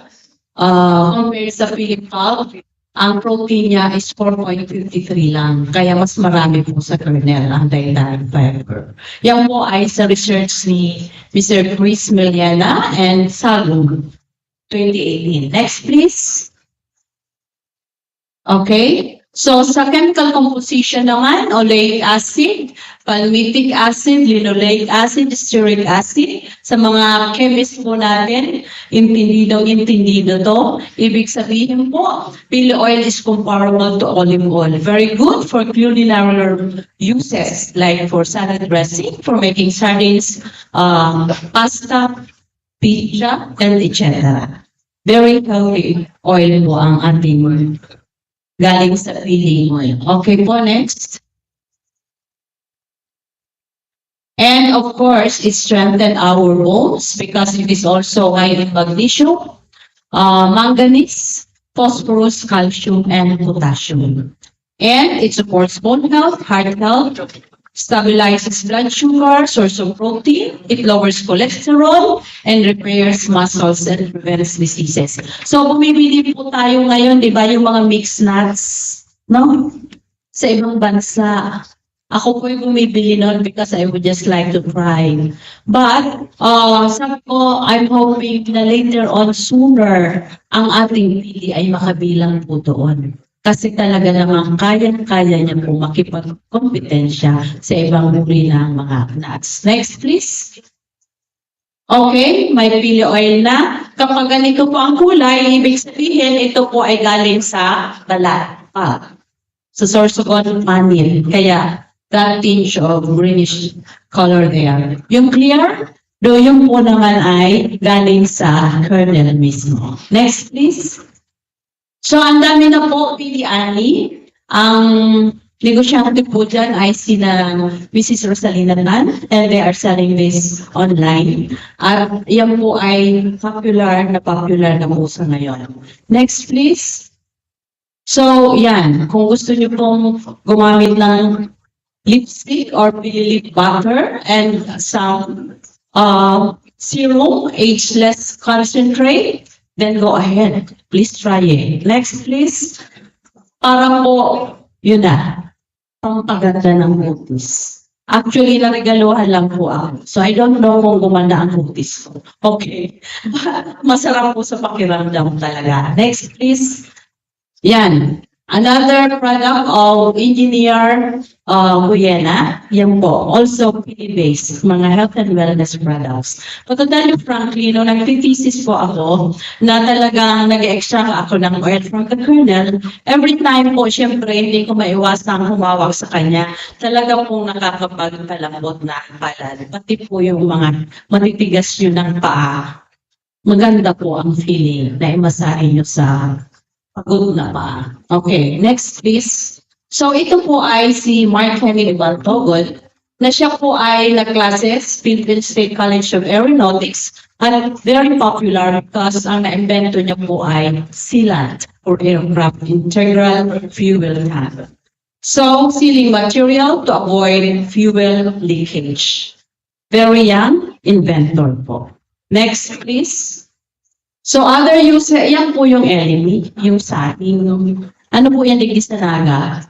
Salong. In Albay, it's salong. No? In 3rd district, it is salong. Okay. So, yung po yung, to start a fire, yung mga lolo at lola natin, ginagamit po ito at napagabango. At marami din pong essential oils dyan na ginagamit na ngayon sa iba't ibang industrial uses. Next, please. So, kapag po, yung puti, fresh pa siya. In this case, kapag medyo napatagal na, tumitigas na siya, na nagiging yellowish na po siya. At ang mahal din po ng 4 kilo nito. Next, please. Okay, so ginagamit po ngayon ng Chanel para material sa kanilang perfume, no? Next. Okay. Also by other brands like Dior, Ben Revlon, Ralph Lauren, lahat po yan gumagamit na ng essential oils from the Pili resin or Manila enemy. Next, please. So yan po, yung Pink Princess. And then, ito pa yung sa isang klase ng sa Gucci naman. At they found out that yung LME po ng pili, when combined with tobacco leaves, LME contributes to intensify and it is responsible for the longevity of fragrance. Yan po. Kaya daw, mas matagal yung bango, no? Sa perfume. Ganun kagaling ang pili natin. Next, please. Okay, so it's not just the oil, not just the LME, and the oils from the LME, but also the shell. Okay, kita nyo naman, bags, decoratives, may nag-export po ng mga chokers na yan, earrings. Mabili po daw sa kanya talaga yan. Okay, next please. So, yeah, I do believe that no other knot can outclass in terms of product versatility and byproduct possibilities. Next, please. So, yan po ang iba-ibang uri ng registered varieties at si Ma'am Judith ay nag-characterize din. No? In fact, ang ginawang standard ay Lanusa varieties at sa findings niya, hindi niya nasabi, may 4 po doon that surpasses size and, di ba mo ulit, nandiyan pa ba, no? Yung na-surpass yung Lanusa na ginamit na standard variety. Kaya, next step natin ay iparehistro din yung mga yun at aralin pa yung ibang klase. Okay po? Next, please. So, yan pa yung ibang klase. Rolfo, Magnaye, Mayon 1, Mayon 2. Next po.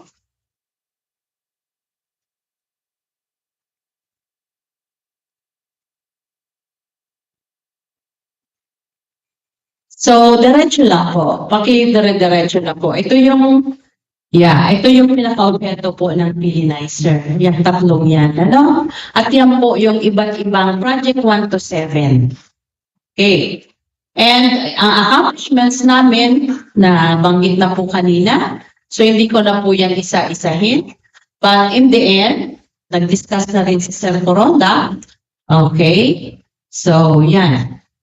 Lahat po yan ay naisagawa namin dito po sa Pilinizer program funded by DUSC. 3 years po, pero nag-extend kami ng 6 months, no? Because of the COVID. Kaya nangyari noon, yung researchers ng CBSUA, kasama din po namin Palakam Norte, doon sa boundary ng Albay at so Pulangi border at saka Camsur.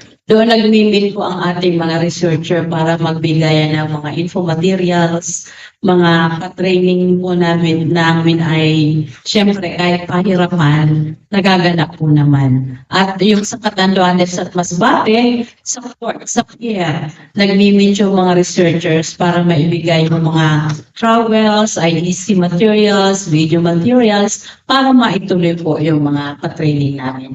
So ito po yung mga reconditioned pili processing machine natin na sinasabi ko kanina, pili sorter, depulping machine, cracker, tester remover, oil extractor. Naipakita pa dyan yung iba't ibang klase existing here in Bicol and inaral nila yan para to come up with an improvised model. Okay.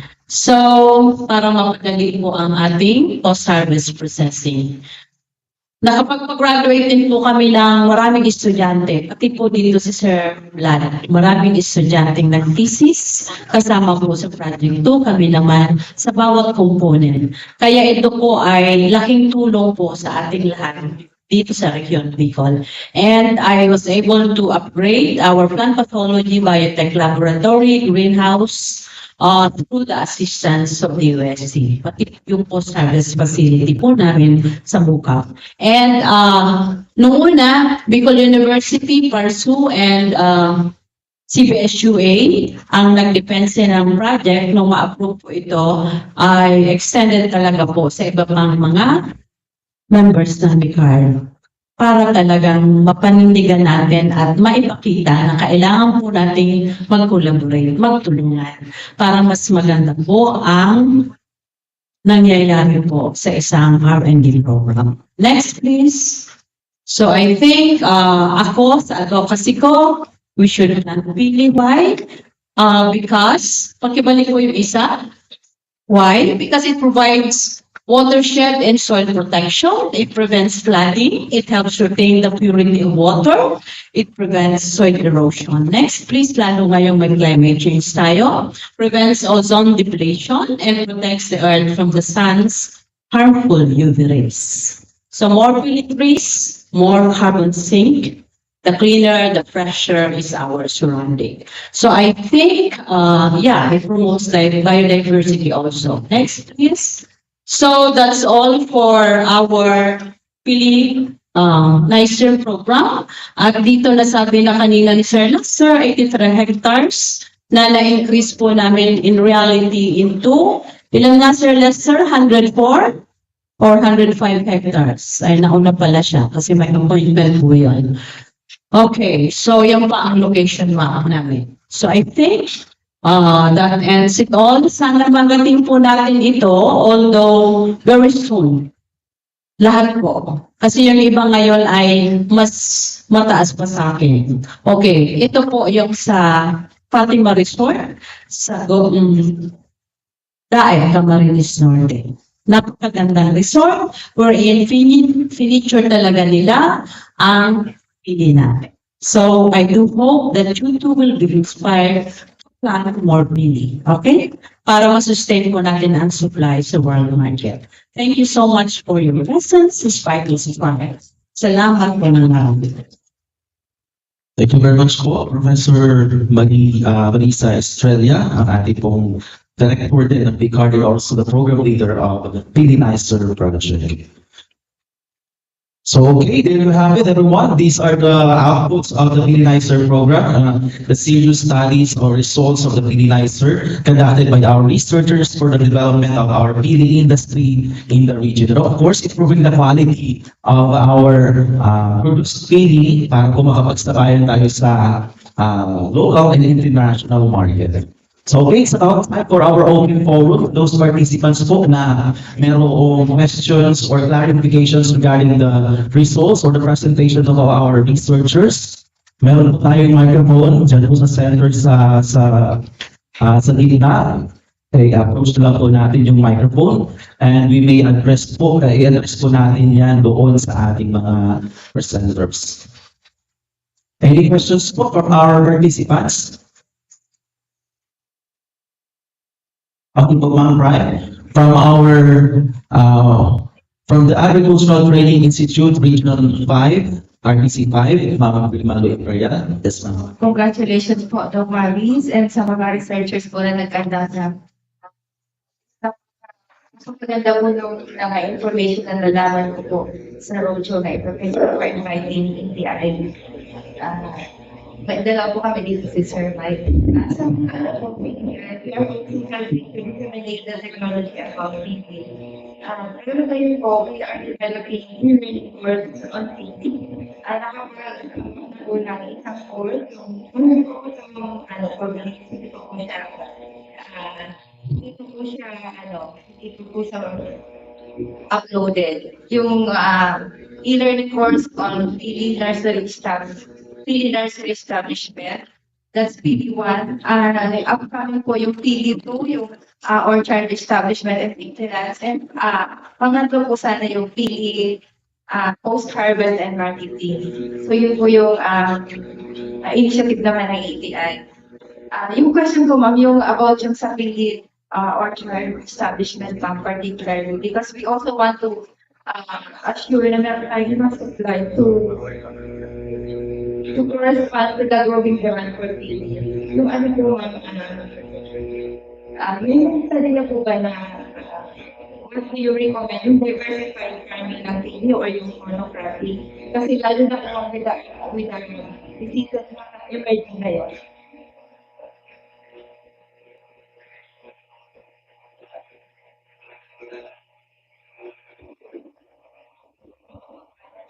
Actually, ma'am, meron tayong experimental farm. Yan si Sir Lester. Pinaghandaan na po yan, no? Kaya doon niya ipapakita yung iba't ibang intercrops na pwedeng ibagay natin po sa pilihan. Although previously, alam ko ang TA po, may mga previous studies na rin po dyan, no? But yung different models, talaga pong in the case of Bukas, meron pong experimental farms kami doon. And with establishment din dito nila mga abunal, meron natin pong experimental farm dito sa CBSUA.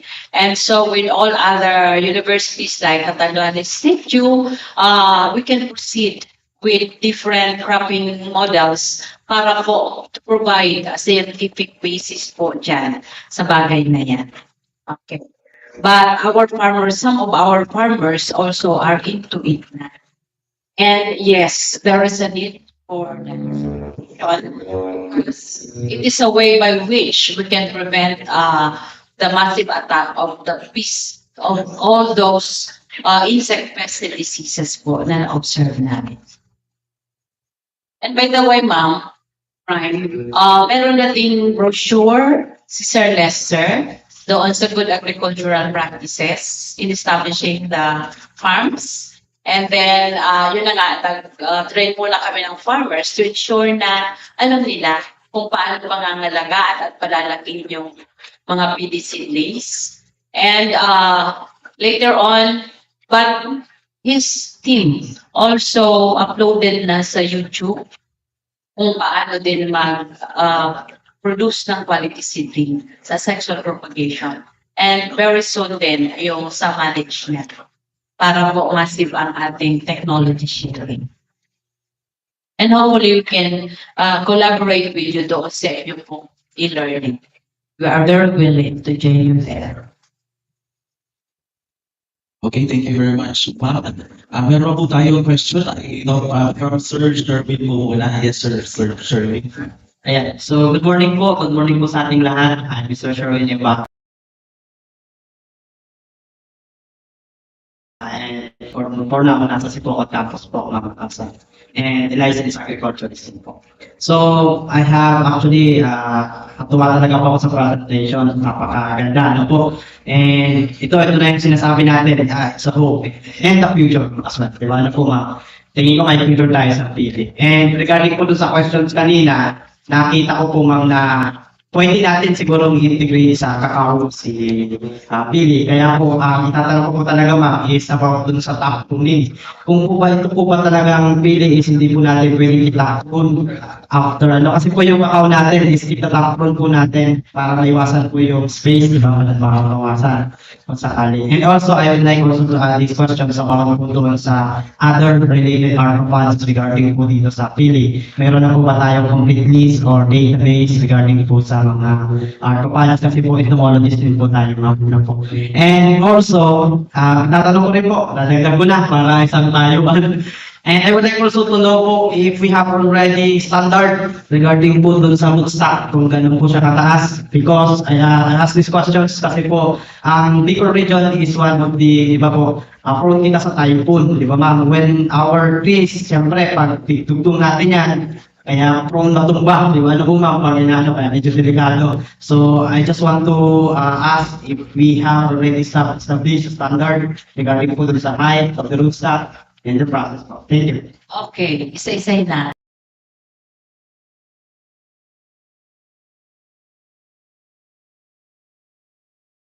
Na kasama mo po doon, ano? And then, actually, may sinimula na rin kami proposal packaging. Kasama namin din si Dr. Ami Nicolas. Okay? So, sa pag-repackage ulit, kasi yun na nga, alam nyo yun, sa paghanap ng pondo, medyo maraming tiyaga para makakuha ng pondo. So, ilang series na rin kami ng pag-usap to come up with that. Nakasama yun sa insect and diseases na part. Okay, kasi ang dami pang pag-aaralan. So, in the future, you are so young, and I'm happy that you are interested because we need researchers like you. Okay? So, and hopefully, collaborative ulit. na sana'y hindi na yung kanya-kanya. Para kasi ang laro ng Bicol eh. So, iba-iba ang ating mga local conditions. Iba sa Catanduanes, iba dito, iba. So, kung magsurugan na kita, then we can gather a lot of data. Comprehensive talaga. In fact, yung sa GAL na yun, meron kasi akong kasamang research fellow na provide din ng DOST. So, we are into rapid appraisal assessment ng mga ganun. Kasi naka-incline siya sa epidemiology part. So, ang dami pang gagawin. And hopefully, in the next session, sige, mag-usap-usap tayo para maayos ito ng gusto. So, yung iba din naman na namin kasama sa BU is into molecular studies na. Okay? Kasi, as I've said, barely scratch the surface. Ang daming iba pang kailangan pag-usapan natin. So, another question po ay on rootstock. Well, that is one of ni Sir Lester. Kasi meron nga iba na to make it sturdier, yung tatlo ang rootstock para mas malakas daw, hindi basta-basta matumpa ng bagyo. So, may mga nagsimula na niyan. But, you know, kapag nag-aaral, dapat may tututok, may pupursue para talagang conclusive ang result. Okay? So, ano pa po yung isa mong tanong? Ma'am, yung integrations between the kakao and... Yeah, very possible. You go to the farm of Dr. Agata in Ginubatan. Incorporated doon ng kakao. Nakita ko po, ma'am, base sa... And coconut. Invited. Yeah. Sa Bukak, meron ding pili, coconut, cacao. And then, basta iba-ibang models na. You discuss with Sir Lester. Andyan si Ma'am Melchor Abonal. And you hear, because as I've said, meron ng plantation dito sa CBSUA kasi nagsimula na si Ma'am Abonal.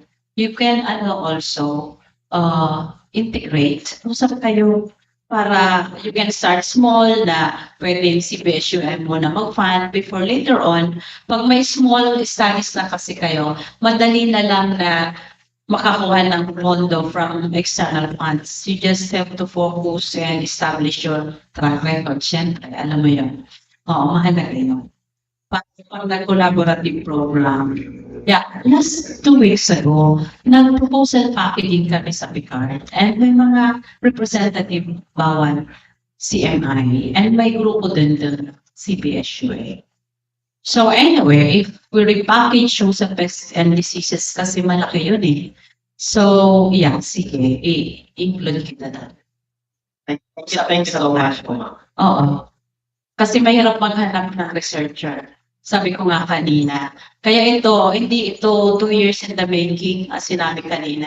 Nagsimula ako 2007, na-revive ko ng 2016, 2019 lang po siya na. Mahaba ang posisyon. Pag sa Picard, 5 million down, maiksi na konti ang posisyon. Pag ikaw ay DUS, more than 5 million, umabot po kami sa, kasi 46.5 million lahat to eh. Kasi nga ito, 7 projects pag. So, umabot kami ng hanggang Governing Council, EXICO ng DUST. Kaya ganun kahaba siya. And my experience as consortium director is, ang ibang researcher na babagod, may ang pasensya or kung whatever reason, baka may health reasons, humihinto and then hindi na sumasama. Ganun po yan. So magsisimula ka na naman as director and then mag-convene ka na naman ng mga researchers. Because as I've said, tumanda na ang lola nyo, yung mga problemang yun, narinig ko lagi sa mga congress, symposia, meeting, yun at yun din ang problema. Saan bang pilihan? May nagmumura na negosyante. Kasi siya talaga loyalist siya sa Pili kasi alimbaan niya ang agricultural product na inaabot ng 1,000 ang per kilo. Pili lang, di ba? So, ganun. Pero alagad niya, kain ang mga pilihan niya. That's why, yun. Nung mag-responde ang CBSUA, sila Sir Vlad, I am really very happy. Kita niyo naman, ang ganda ng resulta, di ba? So hopefully, i-pursue. Kasi originally, 6 provinces yan. Pinakat lang kami sa 4 UST. Kasi gusto ni Yusek Ibarra noon, mas mabilis ang resulta. Makita niya agad. But they weren't ready for that. Thank you so much po. Pruning, matagal ko na yung inaano kay Sir Lester. But sabi niya, yun na nga, palaki-lakihin muna, pero may mga nakahanda na plantation. In our case, sa Bukap, meron kami doon. Kasi yung farmers, syempre, mag-aalaman ka. Dahil ang ibang farmers, hindi pa bukas ang isipan sa ganyan, na bakit po puputulin yung pili ko. On the other hand, if you see sa YouTube, Macadamia Plantation, libo-libo yan. Part of the practice is pruning talaga. So, it's not bad to study that.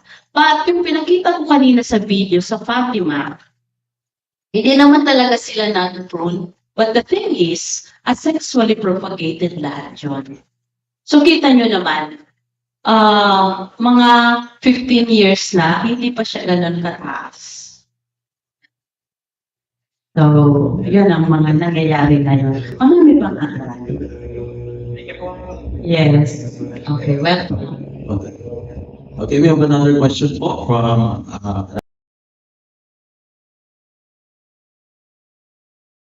Yes, I'm Mirabeles from the College of Veterinary Medicine. I am actually from the Benguet province. That's why a while ago, when you mentioned about the Irish potato of Benguet, yeah, I was reminded of the different varieties there. Right? Yes, so VSU have actually developed so many varieties. I'm very quite familiar with them. You know, you have the Ibrota, you have the and they were able also to develop a lowland variety like the Ranyan. And even if, I think even the Montañosa one could be planted in the lowland.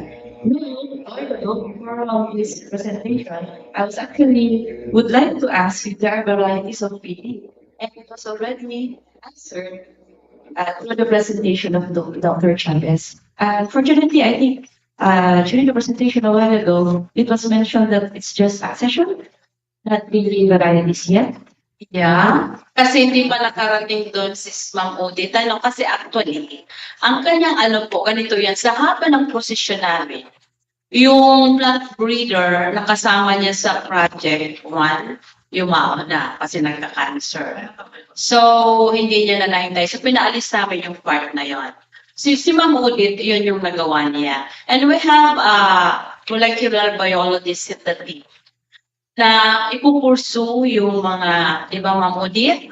May pagsasalita si Ma'am Odie. Kasi yung mga reagents namin nahuli, dahil di ba, yung COVID, walang breeders, walang suppliers, kaya hindi na tapos hanggang doon. So, balit ang aming proposal nila Ma'am Odie hanggang doon sa molecular analysis. And then now, siguro part of that, siguro, kasi a while ago, during the presentation also of Dr. Vladimir Corona, he showed that pili can thrive from 60 Up to 7 and up to 711 if I'm Yeah, 11.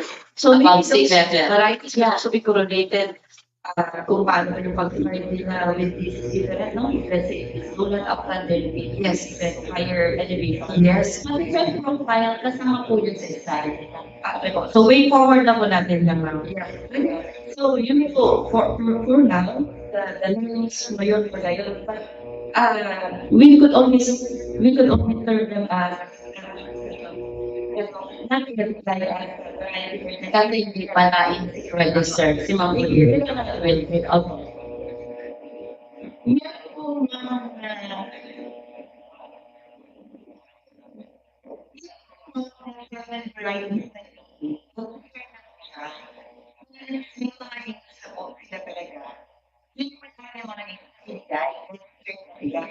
Yung mga ayaw ko, ma'am, mga registered pa sila.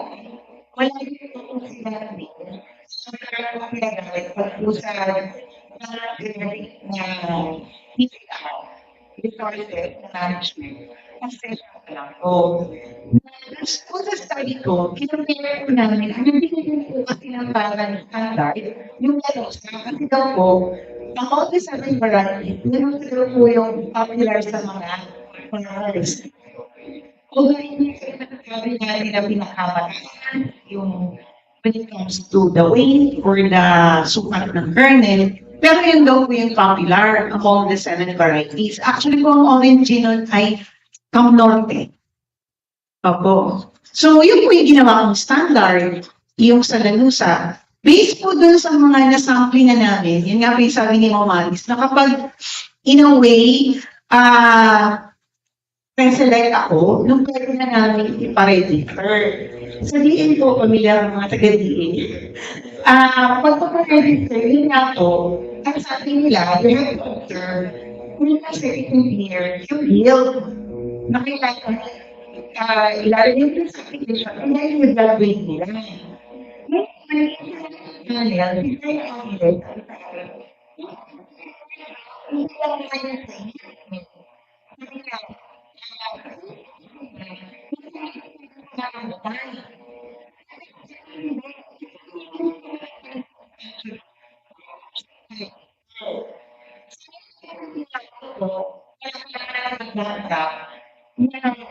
Ako, kasi kung magaling ako ng tatlong years, kasi di ba, sa farmer, pabalik ako yung farmer, tatanong ko, sabi, kung may farmer naman po, alam na nila, lalo nila yung mga limit, ganitong ito, kung nilagyan ako ng limit.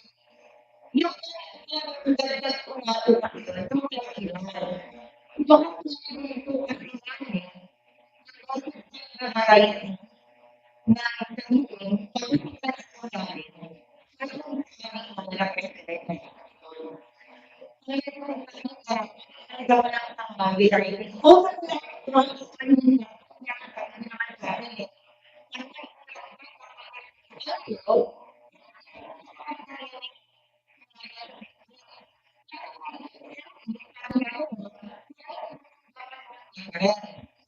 pinag-aralan natin, pari natin.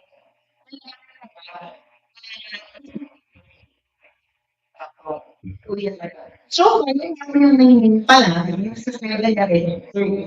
Although, hindi po kasi sa mga karal, although yung topic lang po, Sorsogon, kasi taga-Sorsogon po ako.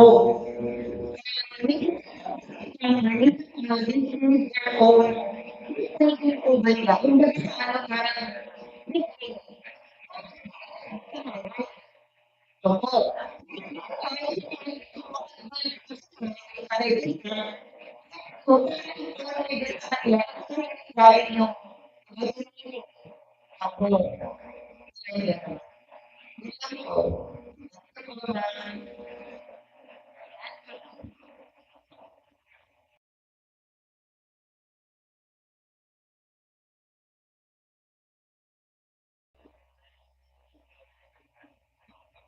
So, yan, sir, wala pa namang tanong. Dispute pa ng food.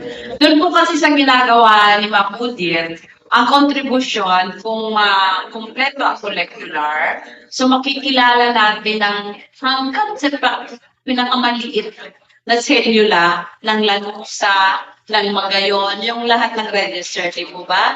At maaral natin later, let's say si lanusa, tinanim natin dito sa baba, at itinanim din natin doon sa 711 meters above sea level, pwede nating makita anong performance niya. Anong pagbabago sa height, sa laki ng kahoy, sa pamumunga, sa laki ng bunga. Di po ba, no? So, yun ang mga posibleng maaral pa. Kaya dapat ipagpatuloy talaga. And then, makikilala din kung alin among these varieties ang talagang magaling sa oil production or sa kernel food preparation. So, yon ang mga dapat pa pong aralin natin. Pero at least, nakakasinglan. Very much po. So meron po tayo question from the participants from the DOST, DDI, or other agencies na invited po natin sa dito. Okay, I think wala na. Pero ako siguro may question din ako, Dr. Estrella. May question po ako. Nasa taas po ako. Kasi, ito na lang po, ma'am. If ever po yung mga data na present ng project or related po doon sa outputs po ng project, is it available po ba? Or pwede po ba siyang magamit for further studies ng ating mga students? Kasi nandito po yung mga estudyante natin, they are all taking agricultural courses.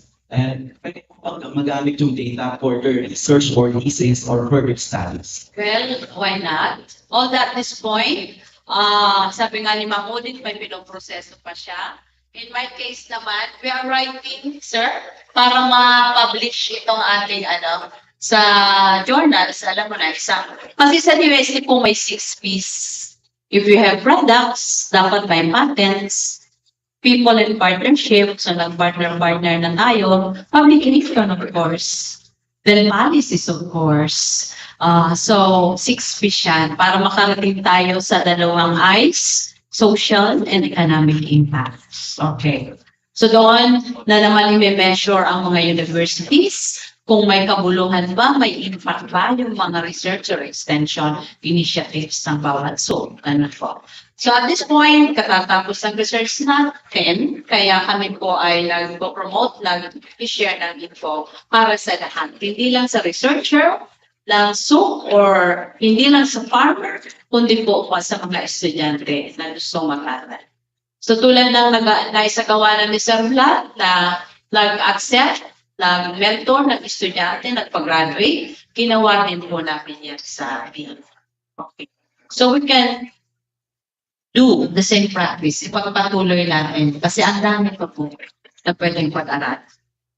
Thank you very Ang much po. punit daw po, may sasabihin. Yes po, ma'am.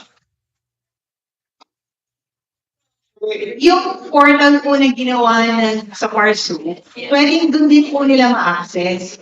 Yung sa akin po, may iba na rin po kasi ako na parang poster na napa-copyright ko. Hindi ko pa lang po din talaga nasikaso to share. Pwede po nila doon kasi ma-access, at least kahit na poster or halimbawa, yung PowerPoint namin na napa-copyright na, at least pwede na nila decide kahit di ba sir, pwede naman ng ganung way. Opo. Portal po yung sa Parsu.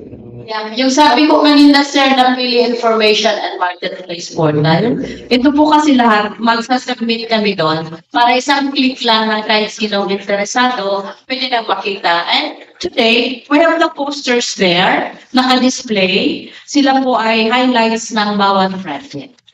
Okay, thank you very much po. Maraming salamat po sa ating mga researchers on the NICER project. Wala na po bang question? Okay. So, thank you very much po. And also, if you have further question naman, kung meron pang pahabol or mga gusto pa, may mga agaw pa about sa resource or product. Meron si ma'am, yung ating one of the students po, mayroon pong pahabol ng question. Well, sige po. Hello, good afternoon po. Meron si Solas po from Agricultural Economics. Ma'am, since you showed that the product of people like working po ba na magkaroon ng innovation product or taste? Why not? Go ahead. Kasi tulad nga ni Bantogan, di ba? Yung ginamit niya doon, yung sahing, hindi yung fresh ha, kundi yung used na sahing. Yung lata na lang daw yung ginamit niya. And he was able to come up with a sealant sa aircraft. So, please go ahead. Tapos, yung DA, meron niyang Pili Milk. Sa aming Innovation Center, meron din ganon. Pili Yogurt. So, may mga ganun silang product. Iba-iba. From different parts. Thank you, ma'am. Okay, thank you po. So much din po. Thank you very much. Kung meron ka- Sir, may tanong. Sige. Magbilang student po, dun sa mga project for future programs or project. Meron po ba kayong tawag nito, yung parang involvement po ng student? Yung para po at least kahit pa paano may kung may knowledge kami or may trainings na or may mga trainings na kami natin na pwede na namin ma-apply. May mga projects o programs po kayo na pwede kami may doon sa aming project or future projects. As I've said, ang ginawa namin, kasi yun na nga, as faculty member, di ba, encourage ko tayo bawat isa to mentor a student. So in my case, yun na nga, 13 yung napag-graduate ko last sem, lahat yun, libre sa reagents, sa agar, sa lahat. Kasi sa plant pathology, and then sa entong sila nag-ano. Kasi I was able nga, sabi ko, through the Pili Nicer, nakapa-upgrade ako ng plant pathology biotech laboratory. So, yun, pinasakay namin sa project, and then libre na lahat. And then, naturuan sila ng totoo, kasi may mga instruments, at least, totoong naka-hands-on. So, yung experience na gano'n, hindi matatawaran. Although, hopefully, sa PU, because of that lab, I do hope, sabi ko nga, encourage ko yung mga young faculty namin, kasi yung isa nag-aaral sa UK ngayon. Sabi ko, mag-conduct ng training, especially kasi may PCR machine kami doon, mga tipong ganun, na pwedeng, yun na nga, yung skills training sa students din, para mas matuto, hindi lang yung estudyante namin doon, kundi mag-serve din sa iba pa na here in the region.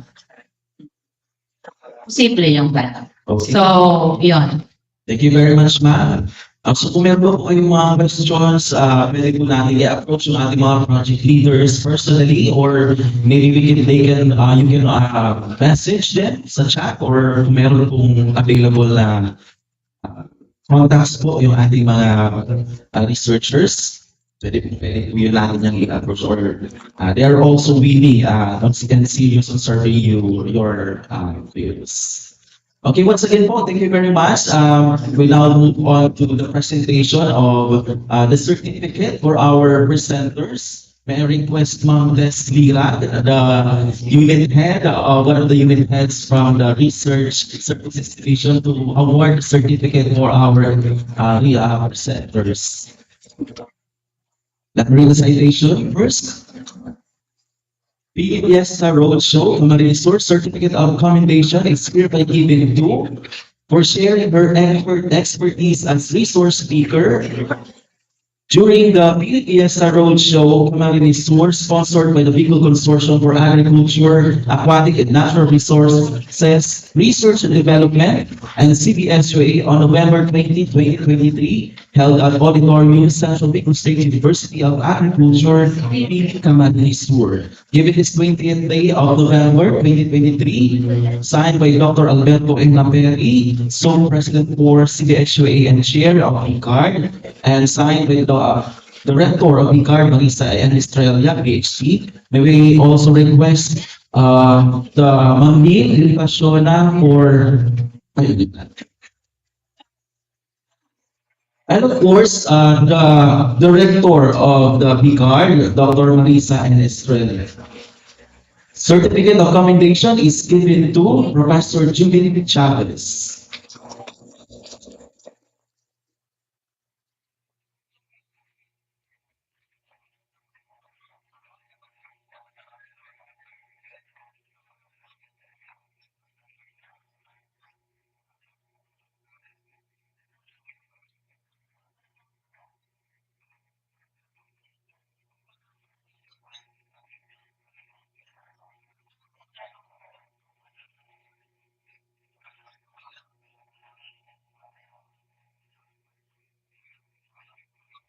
Certificate of commendation is given to Professor Vladimir R. Boronda.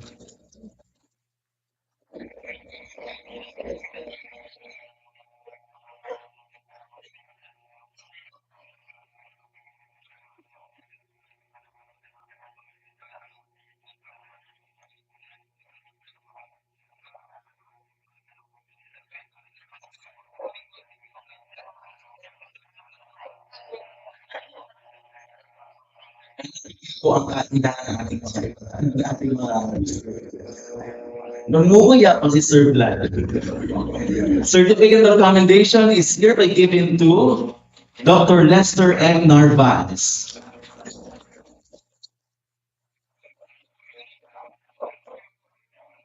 Our certificate of commendation is given to our director of the art, Dr. Marisa N. Estrella.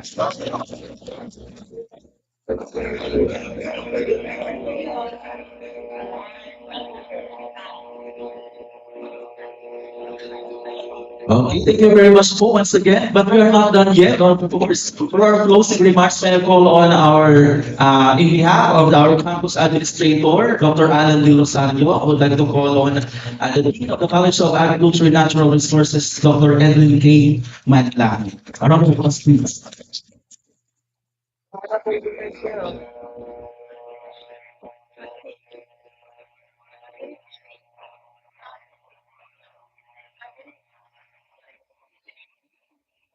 So, a nicer day to everyone. So on behalf of our campus administrator, Dr. Alan B. Del Rosario, allow me to deliver his closing remarks for this event.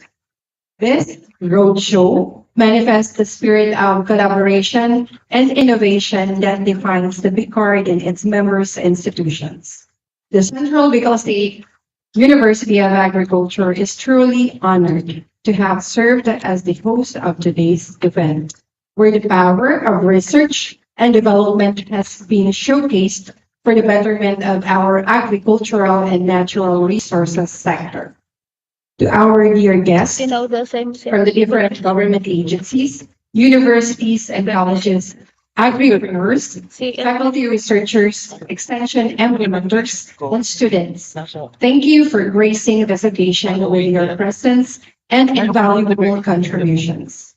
This event reflects the collective efforts of our partner consortium member institutions, especially in the implementation of the component projects of Pili Fiesta, as the accomplishments of each project components and the rationale of this roadshow were presented earlier. This celebration resonates the rich culture of our region, stands as a beacon of hope and prosperity for our communities. It is an opportunity for us to showcase the potential and resilience of our agricultural sector. I extend my gratitude to everyone who has played a role in making this roadshow a success. May the knowledge shared and the connections forged today serve as seeds that will blossom into a future of sustainable growth and prosperity for the Bicol region. Once again, thank you and God bless us. Thank you very much, ma'am. Thank you very much po to all the participants na pumunta dito. Lubos po kami nagpapasalamat sa inyo at kita-kita po tayo sa susunod na activity ng CBSUA. Kaya announcement lang po, yung ating po pala mga certificates for our guests, visitor participants, meron po tayo dito, siguro tulungan na lang po natin yung ating ibigay sa kanila sa yung ating certificate. And meron po kami ongoing na exhibit po, in relation po ito sa National Organic Agriculture Month. Nandyan po siya sa labas. You are all welcome to visit the trade fair or exhibit. Available po yung ating mga products, different products, agricultural products for sale and exhibit. So, bisitahin po natin yun. Once again po, this has been Marvin Muli. Thank you very much.